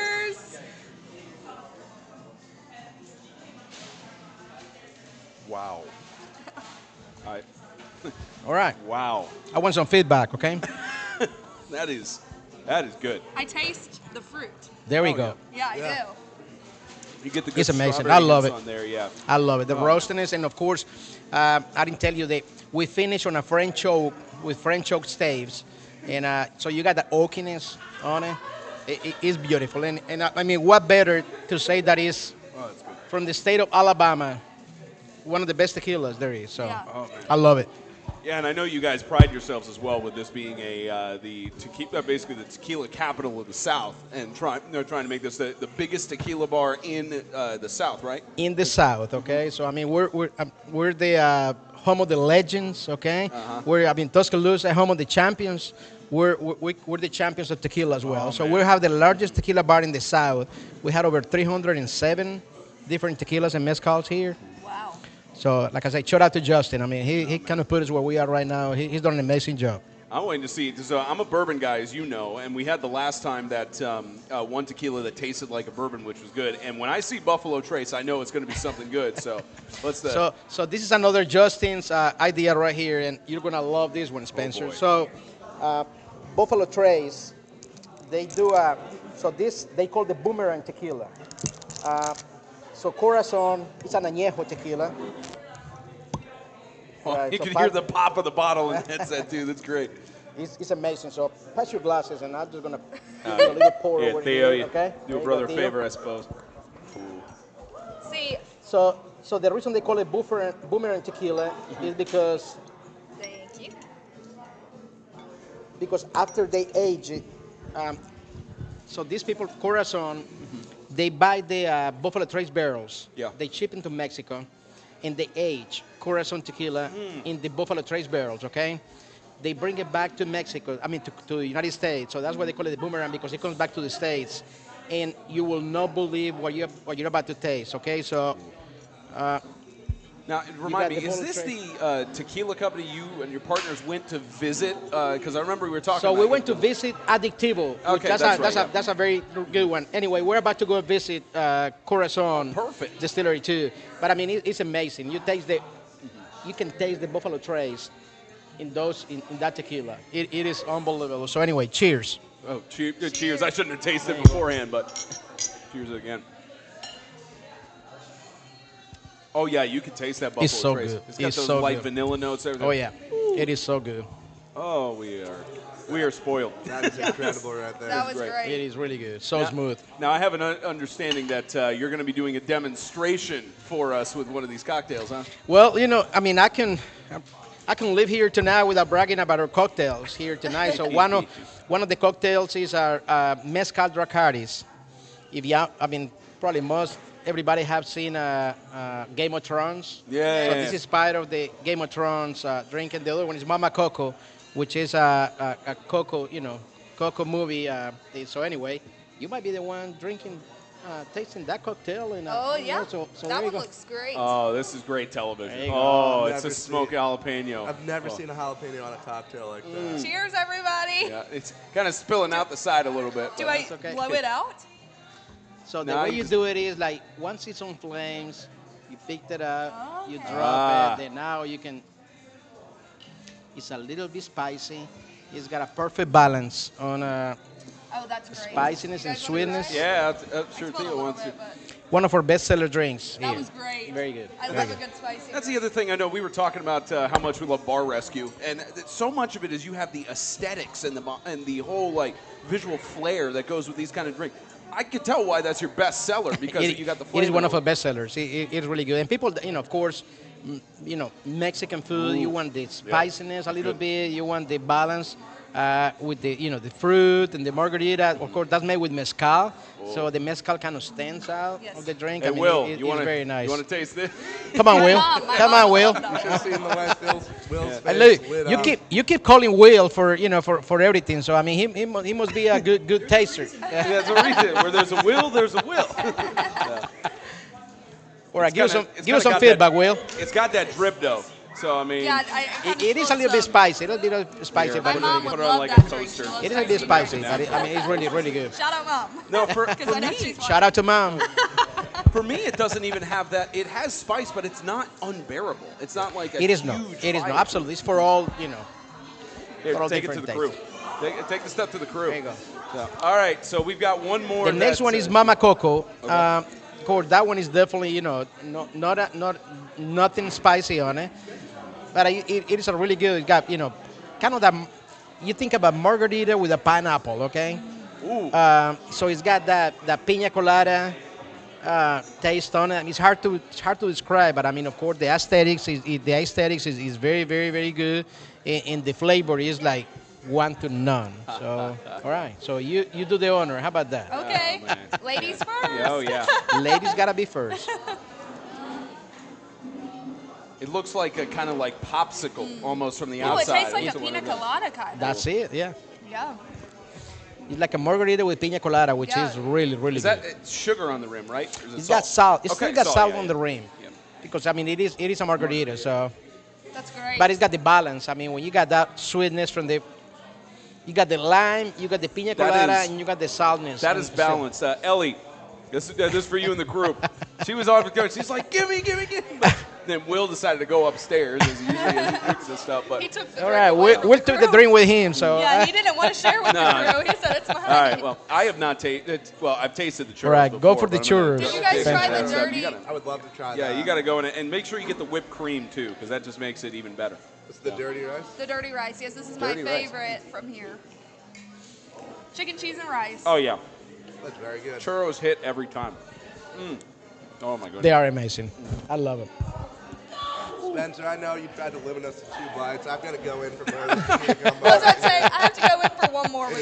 No, you're good because the crew has already eaten. That other bowl is gone. Like, I'm looking over here. It is gone. They've had more than we have, so I think we are. And look, guys, there's more gumbo. There's endless gumbo for you guys. Okay, so y'all been working all night long, so you get more than that. Okay. I know most of the people have started to clear out, but please, Jheovanny Gomez, everybody, part owner for Jalapenos, and thank you very much.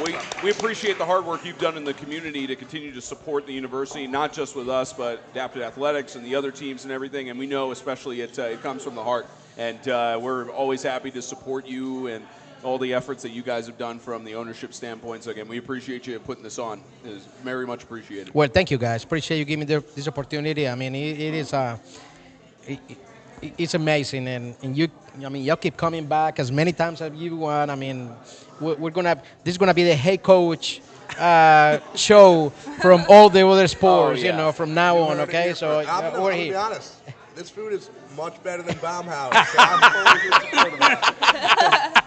Okay. We're supposed to bleep that, but anyway, look, I'm humble, guys. That like, hi, Baumhaus. It's not me. It's all him. Look, I'm friends. I'm friends with Bob. I'm really good friends with Bob too. But I tell you what, I mean, it is an honor for me when I get reached out at the university by you guys. It's an honor for me to be here, sitting with you guys, to be able to give back to the university, because I know you guys. I mean, the students, and as I say, the university is such a big engine from our city, from our county, from our state. Oh, yeah. Okay? So, I mean, thank you for coming over here to look out to me, and look, we do it as many times as you want me to do it, okay? We appreciate you, Jheovanny. So, Will, Emma, unfortunately, the show has come to an end. Feels like it flew completely by, and I got to say, for the first ever on location for the podcast, this was pretty special. Yeah, I mean, everything ran smoothly. I feel like we had great conversations with all the teams, and I don't know, for first all location show, I feel like it was a good one. And Theo, we get to travel out at 6 in the morning to Athens, Georgia for the College Hockey South tournaments, as well as with Ellie, Will, and Kate and Riley upstairs. And I don't know, are they up there for another final segment, or are they just separating off? I think they're just hanging out. Okay, they're just hanging out. I'm gonna pretend that you didn't just call me Will a second ago. Oh, good. Maybe those tequila shots are. I was about to say, maybe the drinks are good. Yeah. I'm sending some tequila upstairs, okay? It's coming. I don't know if they heard that up there, but we'll make sure that they are good there. But again, huge thank you to all the teams that participated in tonight's event, as well as all of the crew and on-air talent who are running around with the fun stories that they had all throughout the evening. And that's a wrap on our first Frozen Hour show. For Will Morrow, on the other side of the camera, for Theodore, as well as Emma Curl, our producer Annie Sakalis, as well as Riley Mercer and Kate Aitchison, all the hardworking men and women that have made this run so smoothly. I'm Spencer Thompson saying so long from Jalapenos in downtown Tuscaloosa. The playoffs are around the corner for College Hockey South, and the first ever edition of the Frozen Hour on location has come to a close. Good stuff, everyone.